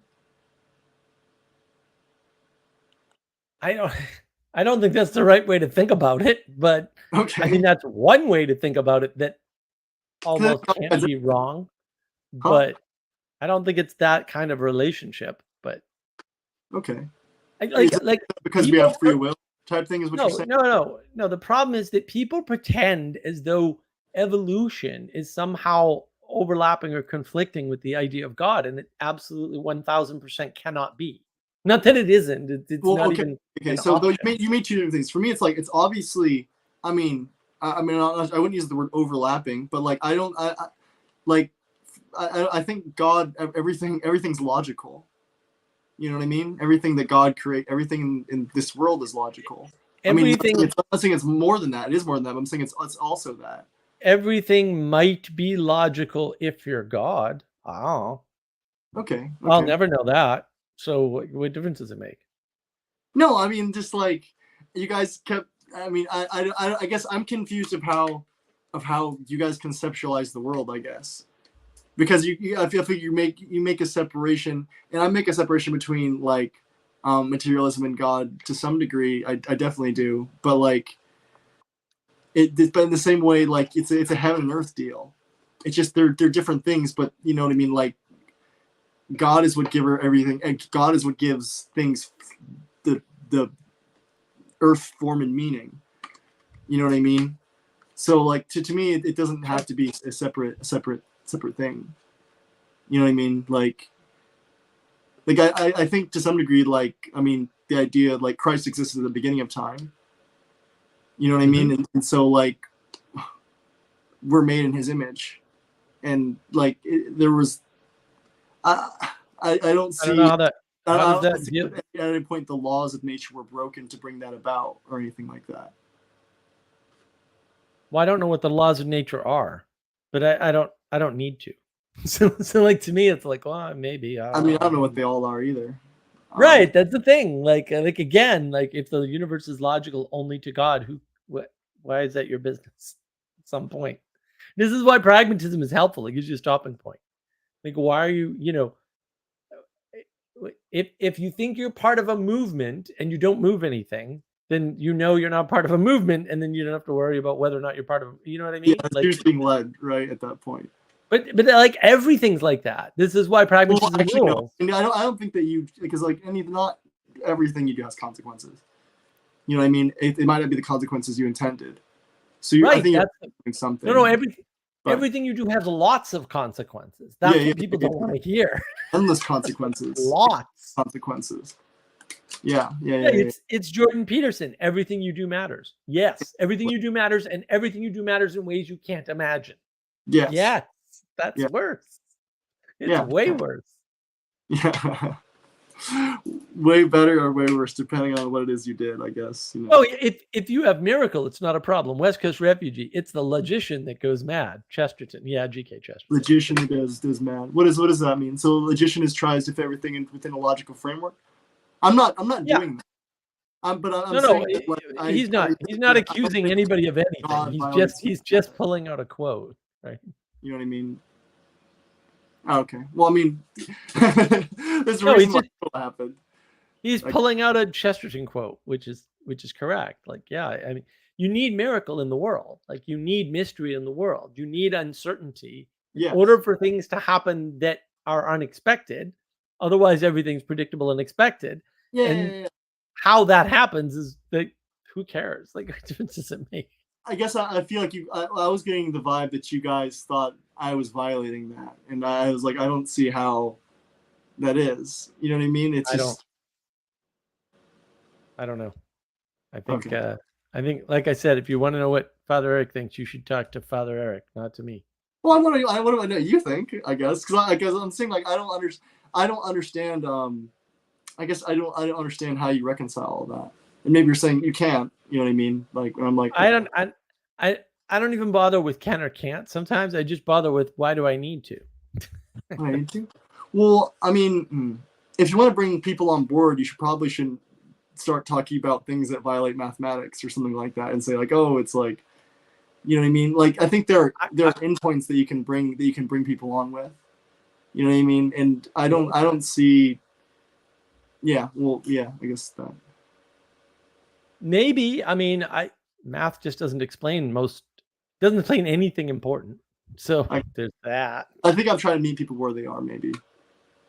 Yeah, I don't know where people are. Like, I don't know people's internal state. So No, okay. I mean, Well, as a person you who was try. yes, I think I know what a lot of people are. I think it is like me, probably were portrayed at some point, and they would only want to hold on to something firm. And it's like, well, I mean, Christ is the firmest thing you can hold on to. And In one sense, yeah. what do you mean by that? People don't have access to that type of firmness or grasp holding on to, then that won't work for them. I think everyone has access to Christ if they allow it. Yeah, what if they're not allowing it, right? Well, no, exactly. And Well, that- then there you go. That's my point. well, I'm not a Calvinist. Yeah, I don't think anybody else is either, but I think they fooled themselves into thinking they could be. So, What denomination are you, by the way? huh? What denomination are you? I'm not. I don't deal with any of that. Oh, okay. I didn't. I just don't Yeah. even. I'm curious. No, I mean, that's why I don't generally discuss any of that stuff. I'm like, no, I don't identify that way. I don't have to. I mean, Like, you go don't- after the Protestants a lot. I know you're not Protestant. Yeah, well, I don't think. Yeah, they're nothing but rebels, so they just have a fancy name for themselves. But yeah, ultimately, that's not my fault. That's just historical observation. How do you define a rebel? A rebel is somebody that resists hierarchical order. Okay. You know, if somebody plants a flag, they'll go, that flag's not the right color, or that flag's planted the wrong place, or that it's like, maybe, but you didn't plant one. So what do you expect? But you're also pretty critical of a lot of people. You know what I mean? Like, do you consider yourself a rebel in that way? Because like, there's a lot of main, you could say, No, the hierarchy in different things. Are you just saying that no, those hierarchies are just pointing useless? things out is not critiquing them. Judging them with authority is critiquing them, but pointing things out. is not.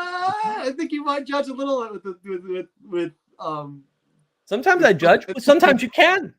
I mean, if somebody murders a baby, you can judge them. Like, there's no problem there. Like, I don't understand. Like, why is that bad? Okay. Right? Like, wait. I think I'm missing the point. Like, the point is, it matters how many details there are, and there's different things that I'm doing. And yeah, sometimes I'm judging. You have to judge to take an action in the world. Yeah. Anytime you take an action in the world, you've made a judgment. Why is that bad? That's not bad. That can't be bad. It's required. You have no choice, no option. Okay, so you can say, oh, you're judging things you're not supposed to, and I'm like, maybe. Why don't you bring me some evidence that that's happening?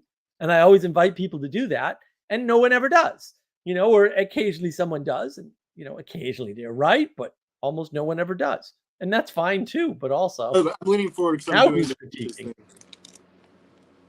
what? I'm leaning forward right now because I'm doing the peaches thing to make sure my phone doesn't overheat. Oh, that's fine. Those are my clothes No, that I'm thinking. Ignore it's that. But you see, there's different modes. I'm doing different things at different times for different reasons. And people are welcome to give feedback or even criticism of that. It's just the problem for them is usually they can't. It's not my fault. Right? And like just because you can't discern good and bad, and you can say everybody can discern good and bad, and then I'm gonna point you at the video with these overgrown children who cut up garbage cans. You can't discern good No, and bad some causes the people fall, can. right? That's what No. causes the fall. No, some people can, and some people cannot. Like it's not a Maybe universal. agree. Well, no, I think only God can, right? Oh no, you have to know what's good in the world to do good, and some people do good. Like they definitely know. Well, There's no okay, question but about isn't this okay? But like those protesters, I think they know they're doing good. That you're talking about at the beginning, I think they know They weren't doing good, and they weren't doing anything. They were just looking like morons, and they have no idea that they were looking like morons. I don't see the point you're making. They might see that they're morons later, but when they were doing it, they didn't realize what they were doing was counter to what their goal was. Lauren Southern has no idea she's not a conservative. Children of God, None. like God knows at the end of the day. Like Lots of but, people like, I do think don't that know the what they're people doing. can know good and evil. Like I know that there's a desk or a table, whatever you want to call this in front of me, a piece of wood. Like you can't know good and evil at that level. You know what I mean? I think that's right. No, I mean some people can. They absolutely can. They have to be able. I feel like you're doing this thing you were just criticizing like me a second ago for like. I'm not criticizing anybody. I'm telling you there are people who can tell good and evil for sure. Huh? There are people who can tell good and evil for sure. Absolutely, there has to be. By what means? Why would they do that? I don't know. I don't even care. I think I'm not interested in the means. I'm not interested in other people's means. It's not important. So don't you think that knowledge of good and evil is what causes the fall though? Like I feel like this is a big thing we're disagreeing on.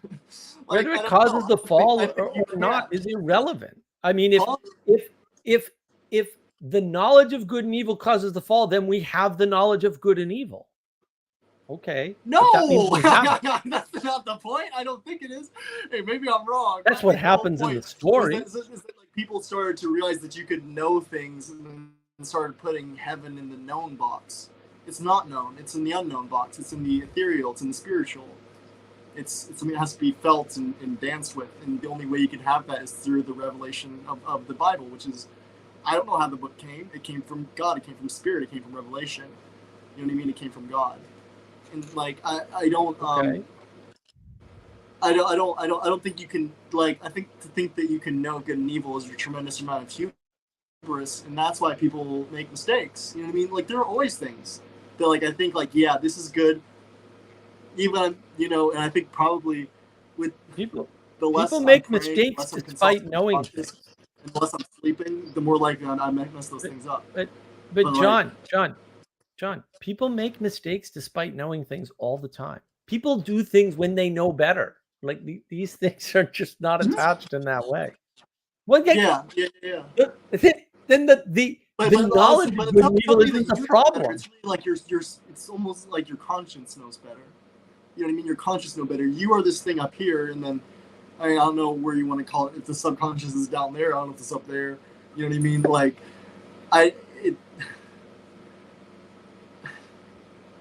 yeah. So I think that you actually don't know, and you really have to be kind of go into that.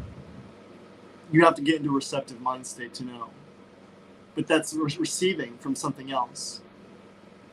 All right, let me catch up on it. West Coast refugee. I'm a recovering med head. That's good. It's the mixture of good and evil, perhaps. Yeah, maybe. right? To know is to become intimately intertwined. No, I think that this is where Vervaeke's work is helpful. There's more than one type of knowing. Now, my model has two, right? The model that I use, the model that Manuel Post and a bunch of other people helped come up with, the knowledge engine model. We have two, but there's 4 ways of informing the world, which is actually way more important, right? So it's not one thing, right? There is propositional knowledge. I can tell you something. I can tell you how I feel. That's not becoming intimately intertwined, right? But you can know that to some extent, right? The tree is the mixture of good and evil. Well, maybe, maybe that's debatable, but it's not important. What's important is your knowledge of something is not the be all end all, because you make mistakes and you do things in spite of what you know, irrespective of how you know them and what kind of knowledge it is. That's the problem. That's the bigger problem. Can't hear a word you're saying, John. Did you put yourself on mute somehow?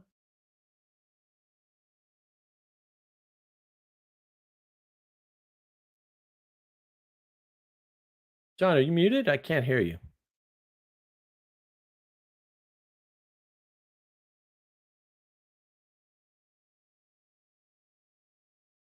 Nope, not a word. Whoop. And then he's gone. He'll be back. Yeah, I don't, a lot of people in the age of gnosis put all this stress on knowledge. I'm like, knowledge is great, but like, it doesn't solve a problem. Even if your knowledge were perfect, and it's not, it doesn't solve a problem, because when we go to implement our knowledge, we screw up. Right. And then you could cut that any way you want. Imperfection, sin, the fall, whatever, it doesn't matter. The fact of the matter is, knowing things doesn't solve a problem. And people don't like that, but also knowing things doesn't solve a problem. And so the fact of knowledge is not helping you out. All right. Now you're back. That's better.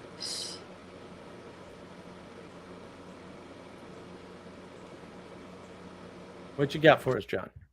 Oh, okay. Sorry. There we go. No. What did I say? Oh, I remember the thing I was muted. I said there's a difference between knowing on a semantic level and knowing on a procedural level. I forget what was said that made me say that, but no, the different types of knowledge. I mean, John Vervaeke has 4, right? Can you explain those? He's got propositional, procedural, participatory, and perspectival. I feel like procedural. I mean, I would love to talk to him about this, but I feel like procedural and participatory, I don't see how those are different. Oh, those are completely different. Can you explain? Sure. Let's write a book. So you can have a procedure for something and not participate in it. That's pretty easy, actually. I don't think you have. Yeah, you can dance by yourself. That's interesting. So there's like, you could have a procedure to ride a bike, but you never participate in riding a bike.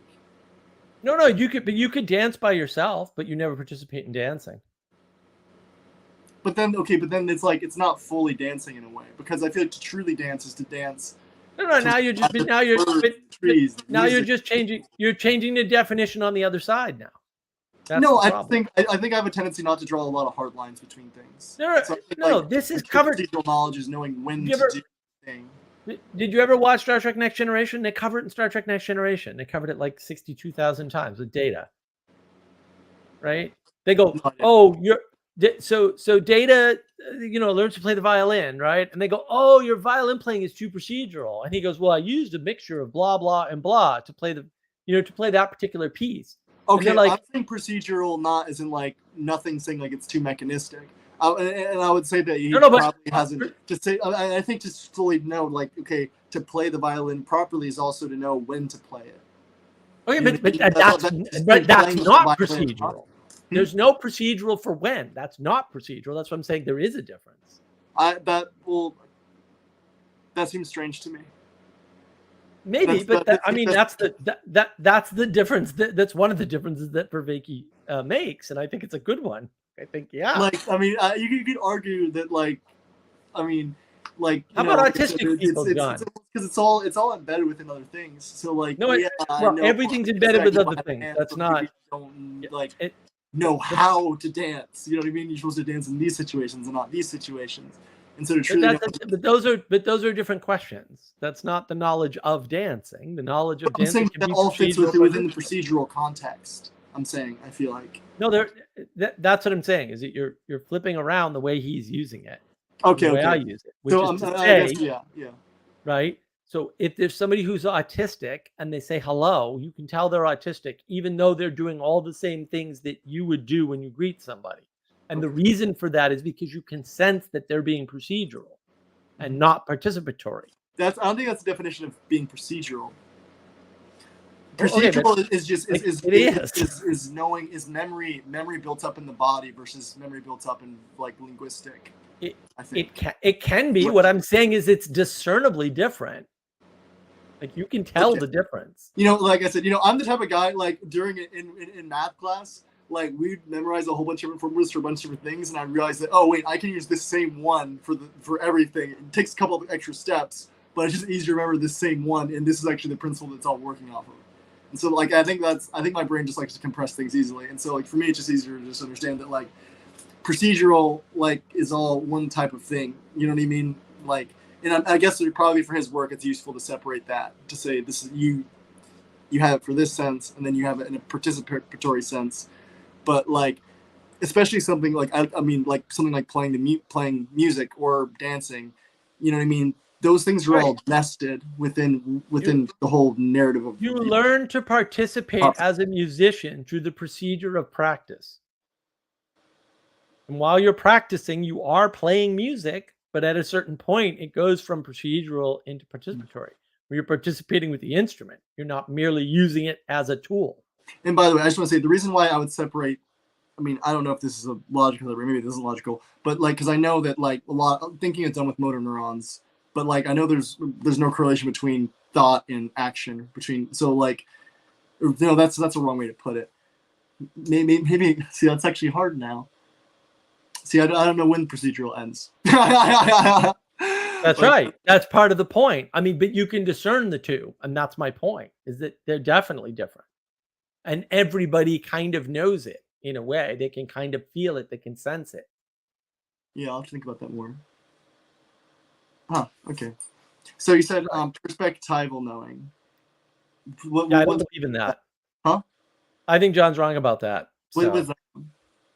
Dude. For him, it's what it's like to be here now, which makes no sense. It's very Buddhist. Okay. I mean, there's definitely. I mean, I almost would put that again in the procedural category in a way, because like I think there are times when it's okay to be up in head and you're abstract, but like I think that but when it's time when you're having conversation, he's talking about the looking, not about the doing. These are useful probably terms for what he's guessing. No, he's talking about the looking, not the doing. That's the difference. Okay, the looking. Right, the experience. Oh, okay. Oh, okay. Oh, yeah, exactly. Okay, that makes sense. Right. I guess I consider as looking for. No, it's not. It's procedural. It's not procedural because you're exploring. It's not a procedure. Yeah. I think your confusion is you can apply a procedure to anything after the fact. I think in a way procedural is the only one that matters in a way, and maybe that's why I keep going to it. You know what I mean? If you approach the word procedurally, it's dead. And you'll be nihilistic and I don't think that's what procedural means. Procedural is not the same as mechanistic. No, that's not what it. No, that's not what it means. That's what happens. If you do that, you're gonna make yourself nihilistic real quick. Wait, procedural just means being able to apply like your knowledge in a physical way. No, right? No, it actually doesn't. It means okay. I like someone that explains to you how a bike works and how to ride it up from the atoms all the way up versus someone who just gets on a bike, you know what I mean? Who actually knows how to ride the bike. It's different from that. Jesse. Hello. Hi. How are you Can doing, you hear me? sir? Yes. Loading. Hello. I'm all right. It's a rainy day at the other side of the Down Under. I thought I'd come on and give this old John fella a bit of a run for his money. These quips. Please. Okay. Yeah. I love it. Finally. Okay. Yeah, you have a tendency to gaslight, sir. How? You just did it then. Tell me. I was listening to the last 20 minutes of you talk with Mark, and every other sentence that you spoke was asking Mark to double down on something that he already said. I'm asking questions. Can you give me a specific example? Why? Because I don't know what you're talking about. I think what he's saying, John, is that you kept saying that's procedural over and over again. And I kept saying, no, that's not procedural. And you kept saying that's procedural. And I was like, no, that's not procedural. Because you would agree to the difference. So that's definitely different. But I feel like, and then you would reframe it and say, then that is procedural. I feel like it's all procedural, but you have they're different aspects. They're subcategories of procedural is what I'm saying. Right. How? And yeah, how? What? You have a procedure and it gets you to a result. If you change the procedure, you'll change the result. Between semantically saying it and actually acting it. That's just the law of variance. Like you're going to get in any system, if you change the input, you'll get a different output. Okay. Wait, okay. So can you like procedural, the way I think about procedural knowledge, and like I don't think it's the way I think about it. I thought this is just what it is procedural. I think of maybe I'm confusing. Is there a difference between procedural knowledge and procedural memory? Are those two things different? You think Probably. So? Because like I think if you're gonna run a procedure, it's that you know how to do it. All memory is procedural, a lot of knowledge is actually procedural before it's semantic. You know what I mean? Like I knew semantically, like, oh, I'm supposed to change out my tires before I go on a long drive. But like until I actually did that and built up that experience, it's like, okay, now I really know why. And yeah. And so I'll act that out next time. And so now I have the. What are you trying to figure out though? Huh? I'm not sure what you have a question. And I don't think that question is actually resonant for you. Like you're asking all these other periphery things, right? You're trying to like walk around a circle and trying to find out what's in the center, and you haven't defined what that center, what the answer to your question might be. Because anytime you ask a question, you're trying to approximate, okay, I go here, I draw a circle, I draw a square, and then if once I go into that middle of the circle or square, I'm likely to find the treasure, or I'm likely to hit the bullseye, or I'm likely to. But you, in your reasoning, if you want to call it that, you're walking around the circle, getting different right angle triangles, trying to figure out, your locality. You don't have any sense of what your center is, the thing that you're aiming at. I shouldn't have. I don't think. I think that if you shouldn't have what your center is, you're probably statement, wrong. John. Huh? I shouldn't have is a huge statement. Yeah, I know, but that would be assuming that I know everything. I don't know everything. Like I'm trying to figure out it's not by walking around it. It's more knowing the general sense of what you're looking for. So the statement that you made. Well, look, the statement that you made previously about the tires, like you just talked about two different ways of knowing. You can just do the damn procedure every time and never know by not doing the procedure what the end result is, and that's fine. One is participatory and one is procedural. You can follow the procedure without ever understanding what the consequences are for not following the procedure. That is possible, and there's nothing wrong with that. That's what mostly what we do in the world. Yeah, okay, that's fair. So those are two different types of knowing. The type of knowing where you didn't change the tires before the long trip and then you ran into a problem is different from the type of knowing that you just always change the tire, because you never get the second type. And that's good in that instance. It's not always wait. So, but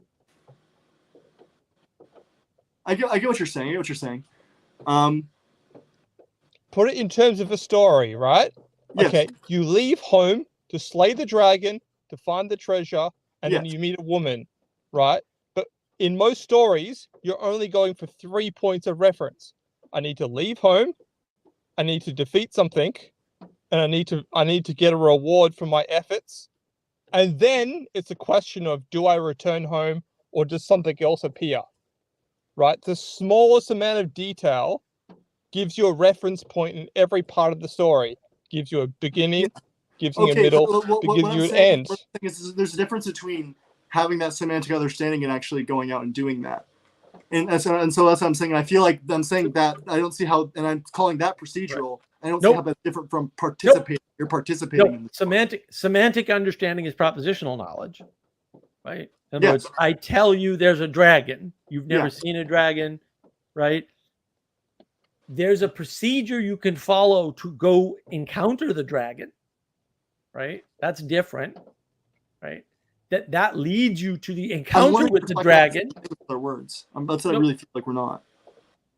But this isn't even about words. I'm just saying there's a proposition that there's a dragon, whether you've ever met a dragon or not. That's one type of knowing. I've given you knowledge. I told you there's a dragon.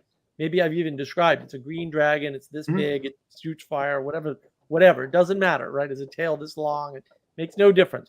That's one type of knowing. Then I say you need to go out of the village to the east for 3 miles, right? And then there's a large rock, and at that rock you turn left, and then Those there's are all a cave, and the right? dragon's Those there. are all That's a semantic procedure, propositions. right? No, But these are until if you you're meet- explaining the story. These are all semantic propositions. Procedure is action. No, procedure's not See, necessarily. this is where we're getting confused here. I think of procedure as being action. It's largely irrelevant whether or not procedure is action. They're all action. Procedure is just information. No, what? Yes. It is. Yeah. This is not correct. Okay, so procedural memory. You have like a I said, is different procedure. between, You like have Can I talk? So Sure. I have a procedure. I have information. I know how to go from A to B to C. That's a procedure, right? In no I don't know what part, you're saying yet. in no part in that information is the call to action at any particular part. It is just 1, 2, 3, or A, B, C. Whatever, pick whatever, whatever Street Fighter combo. Procedural knowledge of how to sit in a chair Until you is you don't have it's not me procedure saying I knowledge. bend my knees and then creak my and then move my waist. That's not. This is none of procedural that is knowledge. knowledge. No, that's not knowledge. That's the problem. That's actually not knowledge. I mean, this is one of my great critiques of John Vervaeke. He describes information and calls it knowledge. It's not knowledge. I mean, I would agree with some of that critiques of John Vervaeke too, but like I don't think, like I wish that he would. Sometimes I wonder if he puts a lot of what he says into procedures enough. And I don't want to like rag on John Vervaeke because I think he gets a lot of criticism. Why are you a materialist? I'm not a materialist. You just made a materialist claim. I What do you- wish that someone else would share their information differently so it would confirm to my axiom. No. I'm not saying he wish he would share his information differently. I'm saying I wish that he would enact. I'm saying I wish he would sometimes act differently. I wish he was sometimes more courageous. That's all. That's a completely different critique than the one that you just made. No, because I'm saying procedural knowledge is action, and we're having a misunderstanding here. How do you get the procedural knowledge before you do the action? Like, How do you get informs the procedural action? knowledge before you? You don't What? get procedural knowledge before the action. That's the point. You get the procedural knowledge after, during. Procedural knowledge doesn't come from reading or thinking. Well, or I'm just talking. saying, flat, going you on just the need to bench. remove, you can either have procedures or you can have knowledge. And by trying to smash this together and get some sort of occultic emergent I love John Vervaeke, by the way. Just saying. well, you can't critique the man and also love him. Yes, that- I can. No, of course you can. No, you can't. People you who can't. love me critique No, me all you the can time, judge trust me. the man and still love him. You can't critique him. Right. Your morality is all twisted up. How? Okay, what's the difference between a judgment and a critique? Would you say? You judge someone in love. You I do judge love him. someone I with used the wrong word. purpose. You I used the critique wrong word. is a flat plane. You're saying we're now equals. If you love someone, you always have a No, I don't. reverence. Way smarter and way better You'll than me. always no. If you love someone, you always have a telos. You always have a reference. If you Yes. critique someone, you're trying to flatten them out and be equals. I want him You're to be trying to more have like Christ. equity between That's this my person. I want him to be more like Christ. That's my reference, and that's a wish out of love. Well, no worries No, there. no. That ain't never gonna happen. He's way too Gnostic for that. Okay, I don't think it's too far of everyone. And I see him. He changes a lot. Like I'm curious to see where he goes in his life. He's writing letters to Hermes. So I agree he's changed a lot, just not in a good direction. What? He's writing letters to Hermes. I agree he's changed a lot, just not in a good direction. Like, We'll see where that leads. We'll see where that leads. If That's it is a demon, as he'll Gnostic find as it a out. thing And can sometimes get. the journey to hell is what leads you to heaven. I tell you what. Well, that's probably true, and that's not up to us. I don't think it's gonna happen No. while we're around to see it. Let me put it that way. Yeah. And I'm not, like I said. Okay, John, come back. How are your actions, words, and behaviors leading to John becoming a, let's say, disciple or a believer in the truth of Christ? Well, maybe he sees this and he can see that I actually do genuinely love him, and maybe it would. I don't know what he needs to do. I don't know the man. You know what I mean? But that's just what I see. But you're and I'm critiquing him. And I see some people having conversations. No, come back. Don't Come really back. see or seem Come to back. trying to break him down. Come back instead of, here. like, Come back here. you know what I mean? And Shorter like I said, sentences, sometimes John. if you really need to change, like, and you actually do care about someone, the breaking down, like the fire of hell and the love of God are the same thing. If God reveals himself to us, we just burn up immediately because it's too much, because we're so imperfect. Like, yeah, that's what happens. But like, I don't know. What? Is that crazy? I'm pretty sure I that's don't pretty know good. what you just said. You said like 7 things that are all like non-existent from you in your actions. You just made statements, strung them all together. I don't actually know what you said. Like when you make a paragraph, right? You're starting with something and you're ending with something. You say, okay, 1, 2, 3, A, B, C. You start the paragraph and you end the paragraph. What you just did is you made a whole string of statements that didn't actually have any sense. So and then again, you've avoided the question What's your as well. goal here? I told you my goal when I came on. Okay, I was actually very explicit. I said I came on to give you feedback. I came on to discern why you are gaslighting. So are you critiquing me or are you judging me? Why are you asking a subversive question if the answer is obvious? I'm judging you. So you love me? Okay. All right, tell me. Well, I have to. Because you have to love me. No, you don't. Yeah, why would I come on? He wouldn't come on if he didn't. Like, that's already inherent in the action. Okay. All right. That's a nice part about pragmatism and actions. It's that you don't have to worry about it. Like the action speaks all the stuff that needs spoken without word. That's the advantage. Okay. Anyways, sorry, what were you saying?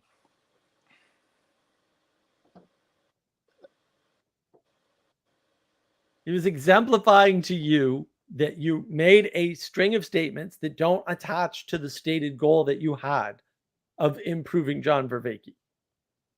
Saying that I want him to go on a courageous adventure. I don't think that's I don't think anyone would. I don't remember when you ever said that. Yes, I said I think he could be more courageous in putting like a lot of.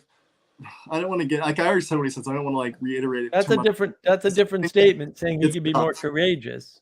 How does that relate to you? Huh? How does that relate to you? John Vervaeke. John Vervaeke being more courageous, right? That's your stated goal. I want people to have good lives. It's the same reason why I talk to so many atheists. How does that relate to John? Because you've switched to people now. Huh? You keep switching context. I want to help people out. That's all. Not Okay.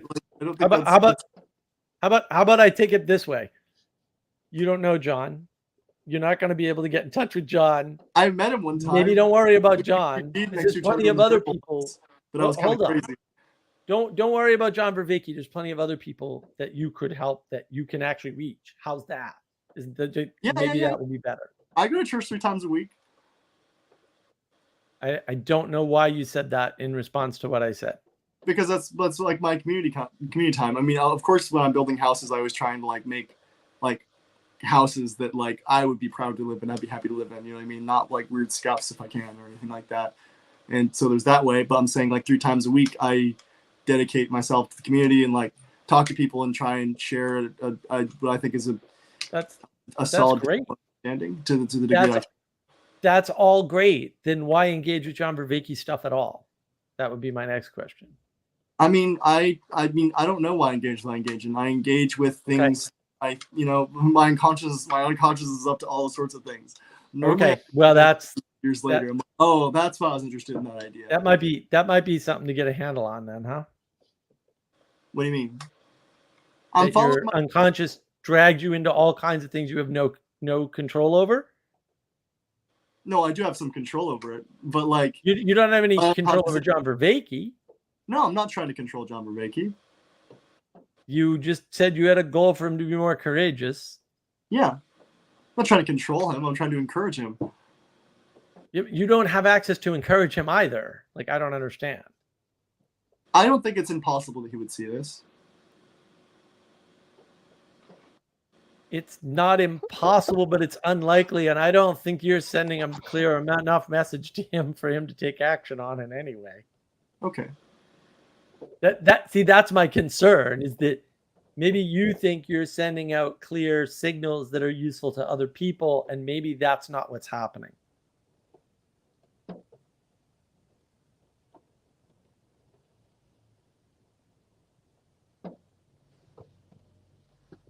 Has he gone frozen? He's frozen, yeah. It's very strange. It's a gift. Let's move on. It's yeah, that's true. How are you doing, Jesse? I'm okay. As you can see, I've got limited time at the moment with all the different weights on me. I think that's just a part of life. You've got to assess where your boundaries and limitations are. I'm sure that you've brought that up in some way. And I was actually trying this to. Stream. Yeah. Did you hear my monologue? I will go back and listen to your monologue. I will. Oh, see, I was mentioning you. I'm like, I hope Jesse comes on and tells me what movies and books and stuff I'm missing in media from 2014 that's so significant. Oh gosh, 2014, because that was the monologue, was basically me going through all the things in 2014 and then hitting Lauren Southern, who had an interesting interaction in Australia, actually, that I found fascinating. That was the most fascinating story I've ever heard. Is that when she met the American Fed guy? Was it here or there? Anyway, she met him there, yeah. So when's the GFC? It's 2008, 2009. I don't know. So like the 2014 era is the that's Lauren the Southern's evergreen. Just after that, right? But she's born from that split. 2014 is actually the split in the media, when the mainstream media starts losing like crazy and the online media just blows up, and she comes right into that. Can you quickly search when Facebook bought Instagram? I wonder if that's around the same time. It might be a bit after, a bit before, but I feel like there was 2014 is this kind of tentpole in what social 2012. Okay, well, so that would also make sense, because a lot of things happened in 2012 that led to 2014. Yeah, there's always an echo about 1.5 to 2 years to implement something. Right, it takes about that much time to get a project up and running, or to redirect, reorientate. Big tech integration. Yeah. which is to point to there are always echoes in the past, like you talk with Adam, that lead up to significant events. And you can see that 2014 triggers things that we would start to see in 2016, 2017. And then, Well, you know, with the rise yeah, of but Trump and whatever you call that. But But yeah. all of that, well, I went over Yeah. Trump, yeah. But the Ukraine war started in 2014 and was going on, has been going for 10 straight years, and no one acknowledges that. And yeah, but the interesting thing is, because the Lauren Southern thing came late, it became Sargon of Akkad did a video called Trad Wives, and I was like, Yeah, I I don't watched know what that, you're talking about. Like I watched it and I'm like, Carl, what are you talking about? Like, I don't even understand what you're doing in this video. Everything in your video is wrong. Like, I don't understand, dude. Like, usually you're spot on, and this time you're so far off. It's crazy. Like, and then I watched this video from a year ago that I think Adam, of course, posted it because he's awesome. And I finished it like just before the stream even, right? But it's Lauren Southern a year ago talking about what happened. And she goes, well, I'm a conservative. And I'm looking at her like, you are not a freaking conservative, honey. I hate to break it to you, but there is nothing conservative about your life. And even the way she tells the story, not conservative. And then she says, well, I wanted to get into politics. And I'm like, you weren't in politics. What are you talking about, you crazy person? And she's talking about the cult-like aspect. She uses, that's the word she uses multiple times. And then it turns out that everybody in the quote, dissident conservative movement. And I'm like, you can't have a dissident conservative movement. What are you talking about? And then she said, she basically, like Milo and all those guys, they're all scumbags who are blackmailing one another. For real. So it was just them LARPing the whole time. Yeah. And it's all small money. It's all small, like, I mean, it's big money to people, but it's small money compared to like mainstream media. Like it's not hundreds of millions of dollars. It's not even that. Yeah, it's crazy. Conflation. That's the kind of seems to be the theme of 2014 is when LARPing. Another way to split.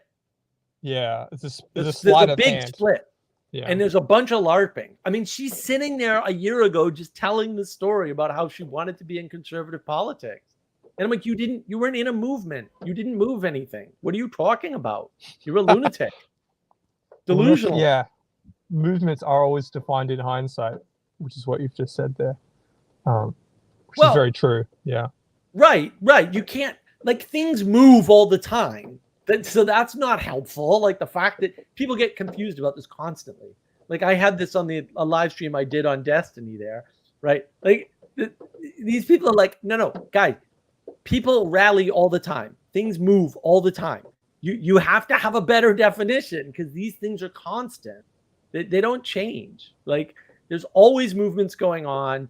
There's always flags being rallied around. There's always people getting together. There's always this stuff happening.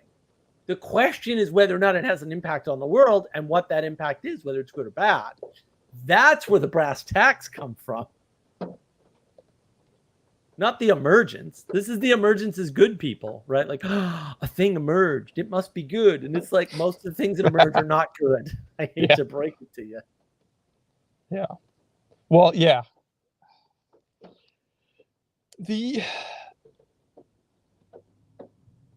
As we've pointed out, so there's a few things that are emerging or kind of coalescing from events that happened in the past that led up to a milestone or a signpost or an outlier being 2014. It's probably true to say that the polis, what's the right way to say, the instrumentation of politics becomes more apparent in 2014. Where everything that's actually, I think it became completely hidden. Well, because of the LARPing. It's one of the same. It's one of the same actually, because containment and shadowing. Right, but in an unhealthy way, and I think that goes to Ixnan's thing. At some point, it's not even LARP; it's RP. No, RP is something you do in your basement with your friends, or in a basement with your friends. LARP is when you do it in public, right? That's really the difference ultimately. And they were LARPing. They were doing it in public. Like, had they played like conservative political dissident, whatever the hell that could possibly mean in whatever universe they're living in delusionally in their head, in the basement or in the basement of the gaming store or something, it wouldn't have mattered. But the thing that happened was the opposite of what they were trying to do occurred. And I think that Jesse nailed it, right? It's because the political, in a way, became, the force was exerted without you noticing.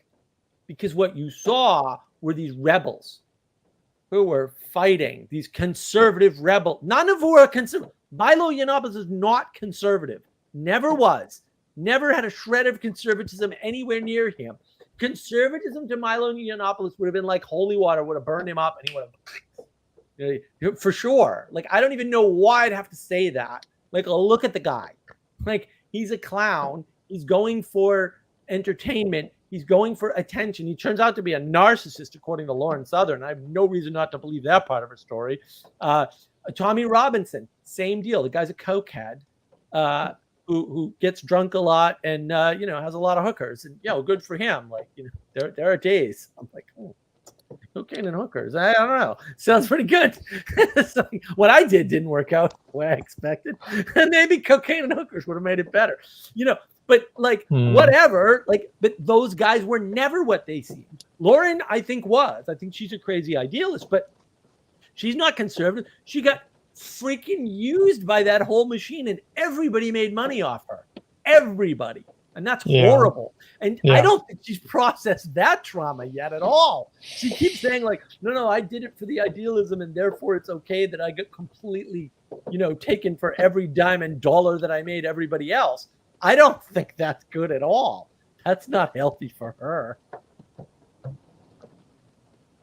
Yeah, like I think another probably a reference point here too is there's two things. There's the change in the type of media people are consuming. So we went from a sort of text, very limited, very one-directional media style to this verbal style, where it is it's a call and response. It's you could say it's non-binary in another aspect too. It's very reactive, or there is no passiveness in a verbal conversation. It always is frenetic and very activating in some sense. Where you can read about the reference in my head was, music journalism kind of changes from 2012 to 2014. Before, you could read about the latest top 10 albums or whatever, and you could, that's interesting information. But now we're in 2014, and it's, well, I'm going to needle drop some songs, or I'm going to give you the direct link. Right. And now it's not just information; it's a call to action, or it's a lead in, whatever. And there's that confusion between, But it's a flattened participation. That too, right? Yes. Right, and I talked about this sort of at the end of the monologue. It's like you get this flattened participation with somebody like Lauren Southern, who is, and at some point I got to go into this anyway, she's sexually signaling constantly. Maybe it's a topic. But everybody sits there and goes porn, and I'm like, no. Porn is the end result. Porn's the end result of something that already happened. And so you can't deal with the porn. That won't help. That won't do anything. And you can't get rid of it anyway. It's the internet. And if you want to go into it, oh no, I'm an expert at that. I was in the porn industry long before everybody else was. I knew all about that, especially with the internet, because I was on the internet before anybody else was. I was way early, right? Way early. There was free porn on the internet long before anybody knew anything about it.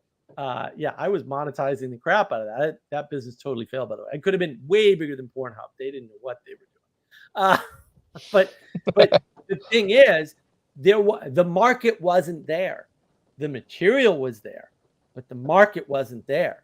That's interesting. Why wasn't the market there? Because the market was created by something else, and it is that constant signaling. But when you're signaling Yeah. on a screen, it's always tends towards entertainment. And so as you, quote, deregulate the news market in the US, Yeah. what happens is it splits up into a billion pieces. And effectively, CNN can't compete with me. This cost me like $130. Right? I already had a laptop. I already had an internet connection. I just needed to buy a better webcam, a better microphone, and some lights. CNN's paying, you know, 50 grand for a camera, and they need like 7 of them. And then they need studio space. I'm doing this in my house. Like, they can't compete with me, not on price. The other thing there too is I wonder whether to follow from what you're talking about, this change from 2012 to 2014, I wonder how much the way in which people are looking up to or being influenced by others changes, because I would suspect that Joe Rogan's peak rise is somewhere between 2012 and 2014. Now, what's interesting about that is that in the past we've had comedians as like central top hierarchy figures. Jon Stewart, what's the other idiot's name in New York with the glasses? Saturday Night Live, etc. There's a few others that were comedians in spirit, but not in talent, you could say, or however. But Joe Rogan is you know, I think it's too much of a limb. He is a comedian at heart. He plays that central figure. He has the persona and the mask, but he also is that as a person. And by a comedian, we can also recognize him as a person of change, because the comedian is meant to change the dynamics within the court. They say the unpredictable thing. They say the thing that everyone fears to be said. So they're changing the room, or they're reading the gesture. Room. Yeah, the problem with Rogan is the gesture becomes front and center and is no longer the gesture.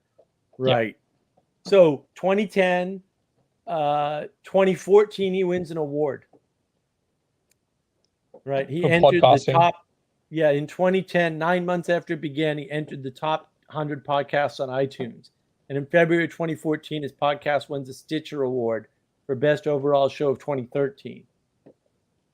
And in 2017 and 2018, he was the second most downloaded podcast. Which means he's the first, in theory, depending on how you, if you... Maybe it's the first really big one. Yeah, right. Yeah, you could say. But that's part of the trend. That's part of the trend change from TED Talks, which are people spewing their garbage at you, to conversations, right? Yep. And then you got Peterson, who's a whole different animal, right? And I write about that in my petersonsphere.com article, right? You can read it there, right? And that's a big change. It's just a change to the media landscape as such.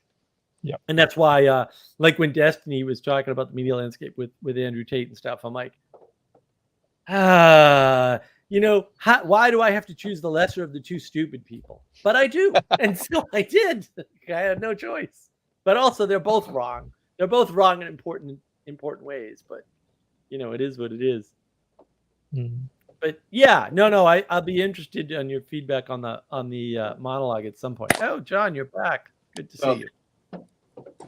My phone is no longer overheating, so I'll just probably call it good in like a little bit, so it doesn't. I also have to go in a second.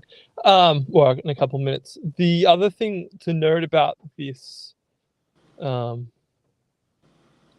is that in 2014, you could say the aesthetic preferences of what a rebel shifts. And so much so as we get to 2018 to 2019, where there's a complete shift in, you know, rebellious activity is raising the family. In the past, it was having tattoos and mohawks. Like, there's something very strange about that exchange of identities. Yeah. Well, I consider that Hollywood and the TV, because the center of society should be the culture around the fire. And now, like, above everyone's home fire, they have the TV. and it's being broadcast from coastal But Hollywood. it doesn't. But it the doesn't- print being No, broadcast to the center. But it Like, doesn't. I already did. thought that being conservative was just listening to Jon Stewart. You know what I mean? Not conservative, but following in tradition, No, following culture. no. You know what I mean? No, That's how it's rough. No, conservatives read.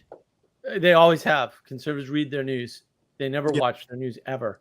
Yeah. That's why there was I'm saying no. like, the center of the story, like storytelling is the center of culture. And now like the center of the storytelling is all done by at the coast, literally in the margins. Journalism. No, but journalism is not storytelling. That's the problem with journalism, that it's explicitly not storytelling. Like that's one of the problems with it, is that they let you weave your own story Well, I'm also talking about from. though. I'm not talking about even that. I'm talking about films. Like there's No. a lot of non like 2014 is the end. ethic wise 2014, Christian story. 2014, 2012 is the end of TV. The end of that was TV and movies. Yeah, Everything's well, I'm saying dead Netflix, by whatever you then. wanna call it. You know what I mean? It's still being broadcast from those places where they got the cameras and the studios and stuff. Why But would you attribute The power brain is and completely influence to separate from- something they're that's on completely the disconnected decline? from fiction and broadcasting whatever they're Yeah, coming but up with in their madness. No, but it's on Over the decline at that point. Hmm? It's on the decline at that point. It's all over by that point. I know a It's- lot of people who still get a lot of their information from Hollywood in New York. We all do. It's not the point. The point is you cannot attribute power and influence to Kind of. something that's on the decline. Because You- then you're you propping shouldn't. it up People by do. definition. Well, do you mean decline in numbers or decline in quality? You know what I mean? Both in Like this case. Parasite is an awful film and it won Best Picture. Not awful, but it was like actually no. I'm gonna say yeah. I don't really like Bo Jung Ho's films. I always leave. Yeah, feeling but that's gross. not. But that's not the Explain point. Why everyone that's- talks about Parasite's amazing. No. And I'm, what? No. There's always a best picture, but it's if a best picture is watched by 10 million people and a best picture is watched by 100 people, there's still a best picture. Oh, yeah, I get it. But a lot of people saw Parasite and a lot of people talk about it. I hear that from everyday people saying Parasite's a good film. Okay, Right. we're getting into the weeds, and I don't know why. Like, There's lots of it's shows going that, to- that are Okay, really if you have Rick and Morty have a has- ceremony, you have the Olympics per se, and you know it's going to turn every sequence, right? At the end of that Olympics, you're going to have winners and losers by purely forecasting the event. So whether there are winners and let's losers use Rick and doesn't Morty, 'cause Rick and matter. Morty is a very popular show. It makes a lot of money, has a lot of funding, and can we agree the values in it are pretty iffy most all the time? I've noticed a pattern in you. When I'm trying to talk about something concrete, you go Yeah. to the peripheral straight away. With What like do you with mean? no I mean, particularity. this is what I'm bringing up. I and just you- brought up the Olympics, and you went to some dumb TV show. We're I'm talking going about up TV. to like the pinnacle of categorization in events in history, and you're talking about some dumb TV show A like- lot of with, people like, watch it though. with no discernible reason. It's like No, it is your because it conversation affects, has like, to be on your gets embedded in terms. people's dreams and gets embedded in people the way they look at the world, more so than probably the Olympics even. I think more people probably watch Rick and Morty than watch the Olympics. I'm guessing. But can you finish your point about that? I'm interested. You go ahead, Jesse. You got this. You can do it. I know I'm terrible. Okay. John, do you want me to talk to you as a person and want to see in you, or do you want me to talk in the conversation? Because I'm in two Whatever you modes. Whatever you feel like you should. I don't know what the difference is. I have one mode for everything, pretty much.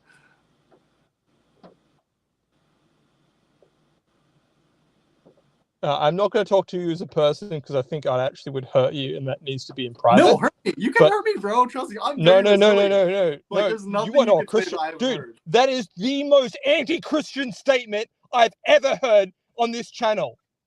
What? Wait, what? Talk to And me. as you a need to person. repent of that statement. You Yeah, can hurt that's- me. I'm What do you- seriously mad. The Why? point of this channel and having these conversations is to not hurt people. Yeah. We're Why? What? Okay. I mean, what do you mean no, by hurt? we're people? not. Sometimes a short-term not- pain can be a long-term Like, I offered you a hand of grace, and what Yeah. you did is said, "Come and kill me." That is not a I mean, Christian I statement. want you to be And honest. you seriously need to log off and repent for what you just did. I'm not. I don't feel like. I don't see how I would. I want you to be honest with me.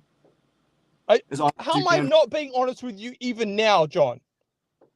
I'm not sure. I think you are being honest with me, honestly. See, yeah, he's definitely being honest with you. Yeah. Okay.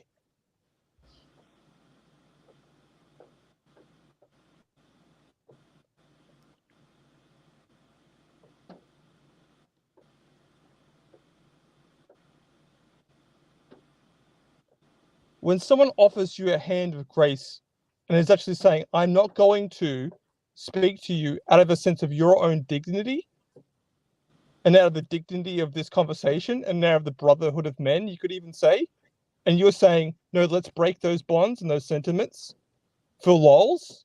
That's not what I'm saying at all. You need to rewind. Like, honestly, you need to log off and rewind and I'm not going to do consider. that. I'll watch it later, but I'm not going to do that now. I think the stream is over then. Honestly, I can't continue to talk with you if you're Okay. in this sort of childish manner. I'm talking to you as if you're an adult, and you're laughing at me. No, okay, like the way I think about I'm like the way talking like to you two as if brothers, your life like, matters, there's a lot of as conflict. if these Like, you words have a coming lot out of my brothers who face all fight, matters. and All right, yeah, we had to. Wow. That I don't know what's going on there with him. I really have no idea. That was very strange. Sorry, I know. I don't have a. No, that's Yeah. understandable. I don't. When someone offers you grace, you should accept. You shouldn't reject grace. That's not. Yeah. That's not good. Yeah. That's not good.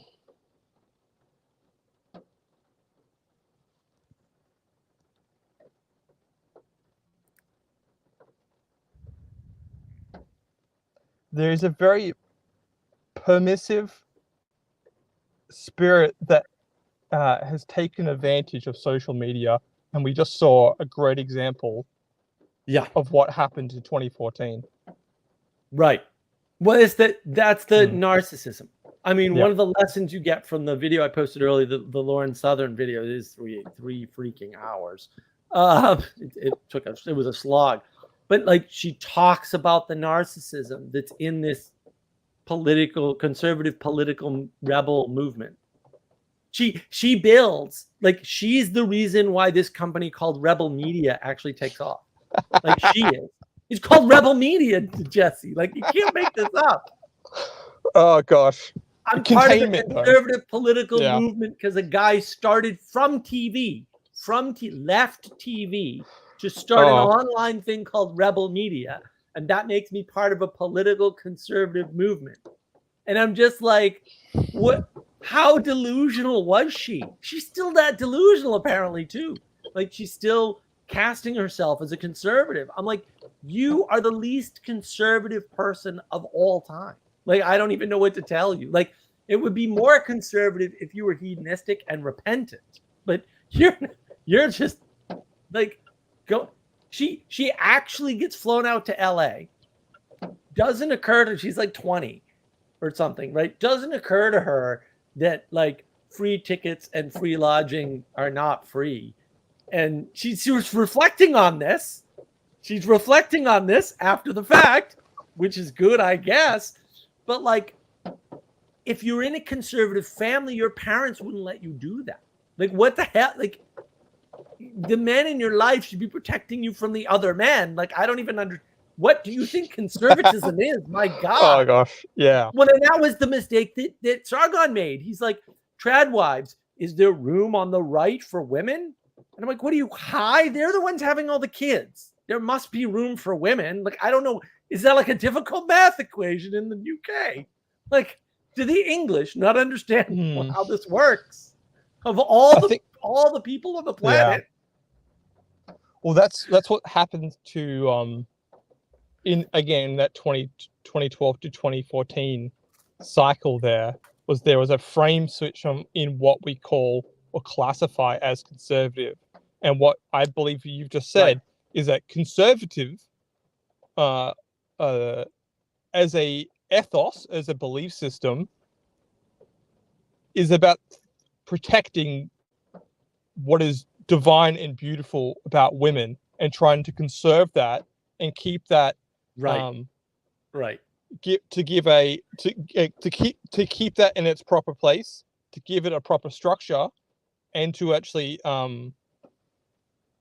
create the cohesion within society where creatures that are most vulnerable to all elements of life Right. can bring life to others, or can bring life to the community. Right. How's that as a general matrix? And then of thought. Well, And then the also- switch there is between conservative is just about economics, or it's just about or Yeah. your ideological position on an issue. Like Yeah. conservatives don't have ideological positions on anything. Like that's just not, conservatism is about conserving. So you wouldn't waste a young woman on work, on that kind of work. Like you wouldn't waste her on that kind of work. Right? Like you know, maybe you let her earn her way into it, or have her kids first, or whatever, right? Or maybe you let her, do the impossible, because some people can do the impossible and have a career and kids, whatever. That's super rare. Jordan Peterson talks about this, super rare. It's not you. Like you're not doing that. Like maybe somebody can, but that somebody is never you. You're not the outlier that you see. Like you're just not. But then what happens is you have rebel media. So you have this rebel group of people self-identifying as conservative, when any idiot looking at them knows they're not conservative, bringing themselves down into a space where conservatives don't play. Conservatives read their news. They always have. They're readers. They're not TV watchers. Well, because most of them are working the farm, and so they read monthlies. Like they're not daily engaging in news. They're busy. Oh yeah. But people don't realize that. Like they don't daily engage in news, and they have the Taleb model. I want last month's news. I don't want this month's news. It hasn't happened yet. Like a month is just long enough that you know what happened.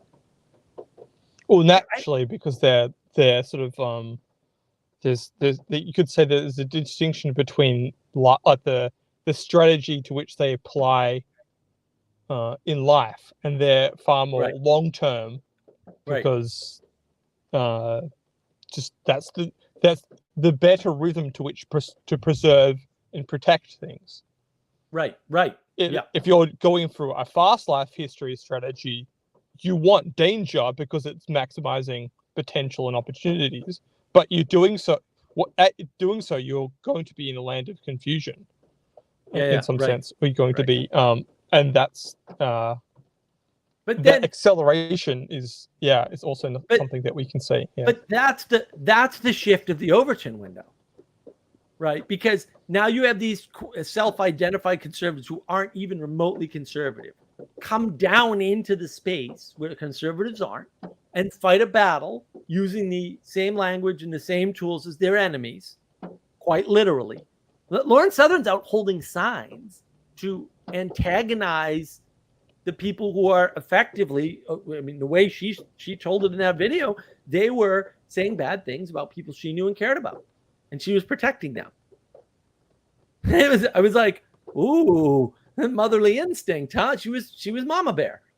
That's effectively just what she described. I was like, are you listening to what you're saying, honey? Because like, wow, it's a hell of an admission. She hasn't integrated any of it. You can tell she hasn't integrated any of what happened to her. And it's just like, wow. And then the whole time, she's not taking responsibility for the bad actions that she sees going on.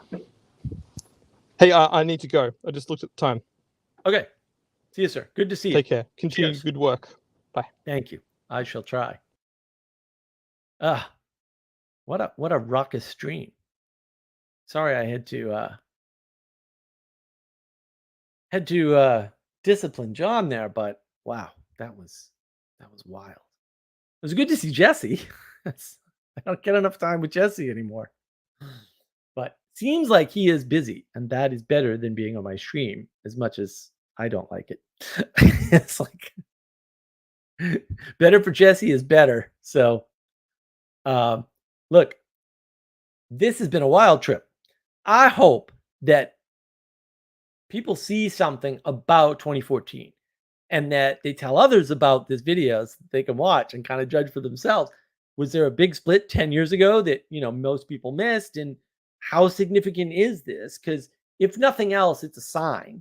But actually, I think there's some causal elements to it, to 2014 and all the things that happened. And look, I wasn't trying to cover them all, and I certainly didn't. And I missed a few key things that I wish I had put in there, of course, as is often the case. Maybe you have things, you can put them in the comments. This has been a wild ride. I think we learned a lot. I hope we learned a lot. A lot of things happened at a lot of fractal levels. So if you like Jonathan Peugeot and self-similar fractality, boy, there's a lot of that here. There's a lot of signals. There was a lot of interesting stuff that came up and that was exemplified, right? And I think probably the sort of the comment of the that I didn't highlight at the time, Sally Joe, if you are asking what the P's are, how can you be refuting them while asking about them? Yes, that is kind of the point. And people nowadays, post 2014, as the result of 2014 is part of my argument, are doing a lot of that, right? They're asking questions and being critical about the answers they're getting. So on the one hand, if you're asking a question, you're admitting your ignorance, which is great. That's good humility. If you are subsequently in the moment critiquing the answers you're getting, you are claiming that you're not ignorant, which means at one point you were lying, probably to yourself, by the way, but also to others. That is bad. That is what happened in 2014. Culture lied to itself about what was happening in the world. Lawrence Southern and Milo Yiannopoulos and all these other clowns were not conservatives at any point in their lives. They were not. They still are not. They might get there someday, maybe. On the other hand, you can look at Tim Pool in particular, who was a hardcore anarchist. And through success, through the participatory experience of success, has just become more and more and more conservative. I don't like right wing. That's nonsense talk. I don't like left wing. That's nonsense talk. But certainly conservatism. I don't like Carl Benjamin's alleged liberalism. That's impossible. The word liberal by itself, unconstrained, is meaningless. It can never convey meaning. That's the problem. Words require context. If you use a single word, there's no context by definition. Classical liberalism makes sense. That's why I think Peterson gloms onto it. I mentioned that somewhere. And that is the important takeaway, right? Things changed. A bunch of self-referencing happened. That was the year of LARPing. That's when the LARP started, if you want to put it in those terms. I don't particularly like those terms, but actually there is a truth to it if you use it carefully enough. And that changed the world. And we're living in that skeptical cynicism. I have a video on that, on navigating patterns. Skeptical cynicism that is destroying everything. It's just wrecking everything because you're seeking to know things that maybe you can't know. But you also don't need to know. That came up in the procedural knowing. You follow the procedure, or you can follow the ritual without understanding anything about it, and miracles will happen. And that's good enough. You don't need to know why or how. You just don't need to. And most of the things you're doing now are strictly procedures that you're mimicking that you have no idea about. You did not learn in a book. You did not get educated on in any way that you would recognize. You did not get taught in the traditional sort of fashion in any way that you would recognize. And that's okay. embrace it, wonderful things can happen. Stare out your window, see what flies by, right? Had dragonflies today. Very beautiful. I was out in the yard. I wasn't out in the yard nearly enough. I am at some point going to do stream from what hopefully will be my new outdoor office. So probably not this stream because it gets dark. But look, I did a stream on this Clown Destiny, similar sort of situation. This is part of the milieu of the LARPing. Those guys are all LARPing, every single freaking one of them. Some of them more successfully than others, and some of them less than others. Destiny's full LARP, obviously. What a clown.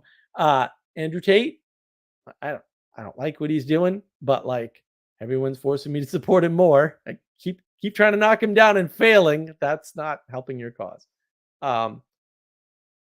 Maybe it should tell you something when you spotlight something like Lauren Southern did, and then it grows because your movement fails. Maybe that should tell you something about the utility of your movement. Right? Maybe it should. And same with Tate. Trying to knock Tate down, and you're just giving him more attention, and he's growing in influence, not lessening in influence. I'm not happy about it, but also you did that. Stop doing that, please. If you don't understand the world, that's fine. I'll help you. Like, watch my channel. Tell people to watch my channel. I'll help them. I guarantee you, whether they realize it or not, it will start. And you sort of saw that with Porter today. I hope he jumps into Discord, the Mark of Wisdom Discord, and helps us out. We always need more help and more people to help. I just wish I was getting more done, but unfortunately, I've been sick as a dog lately, on and off. So listen, everybody, it was great. I really like this stream for a lot of reasons. Also very frustrating and sort of annoying, but I thought it was good overall. Leave some comments, tell your friends, threaten your relatives, whatever it takes. Let's get the viewership up. I think this stuff is important. I hope you all have a wonderful weekend and a great week. And I see no reason why I won't do this again next week. I do have some vacation coming up, but I also have some videos. Hopefully my editor will be done with them all very soon. Should be releasing next week. I got another Plato's video. I got a couple of other videos. I got an Intimacy Crisis Part 2 with Catherine coming up. So look for all of those, and have a wonderful time. Thank you very much. Enjoy.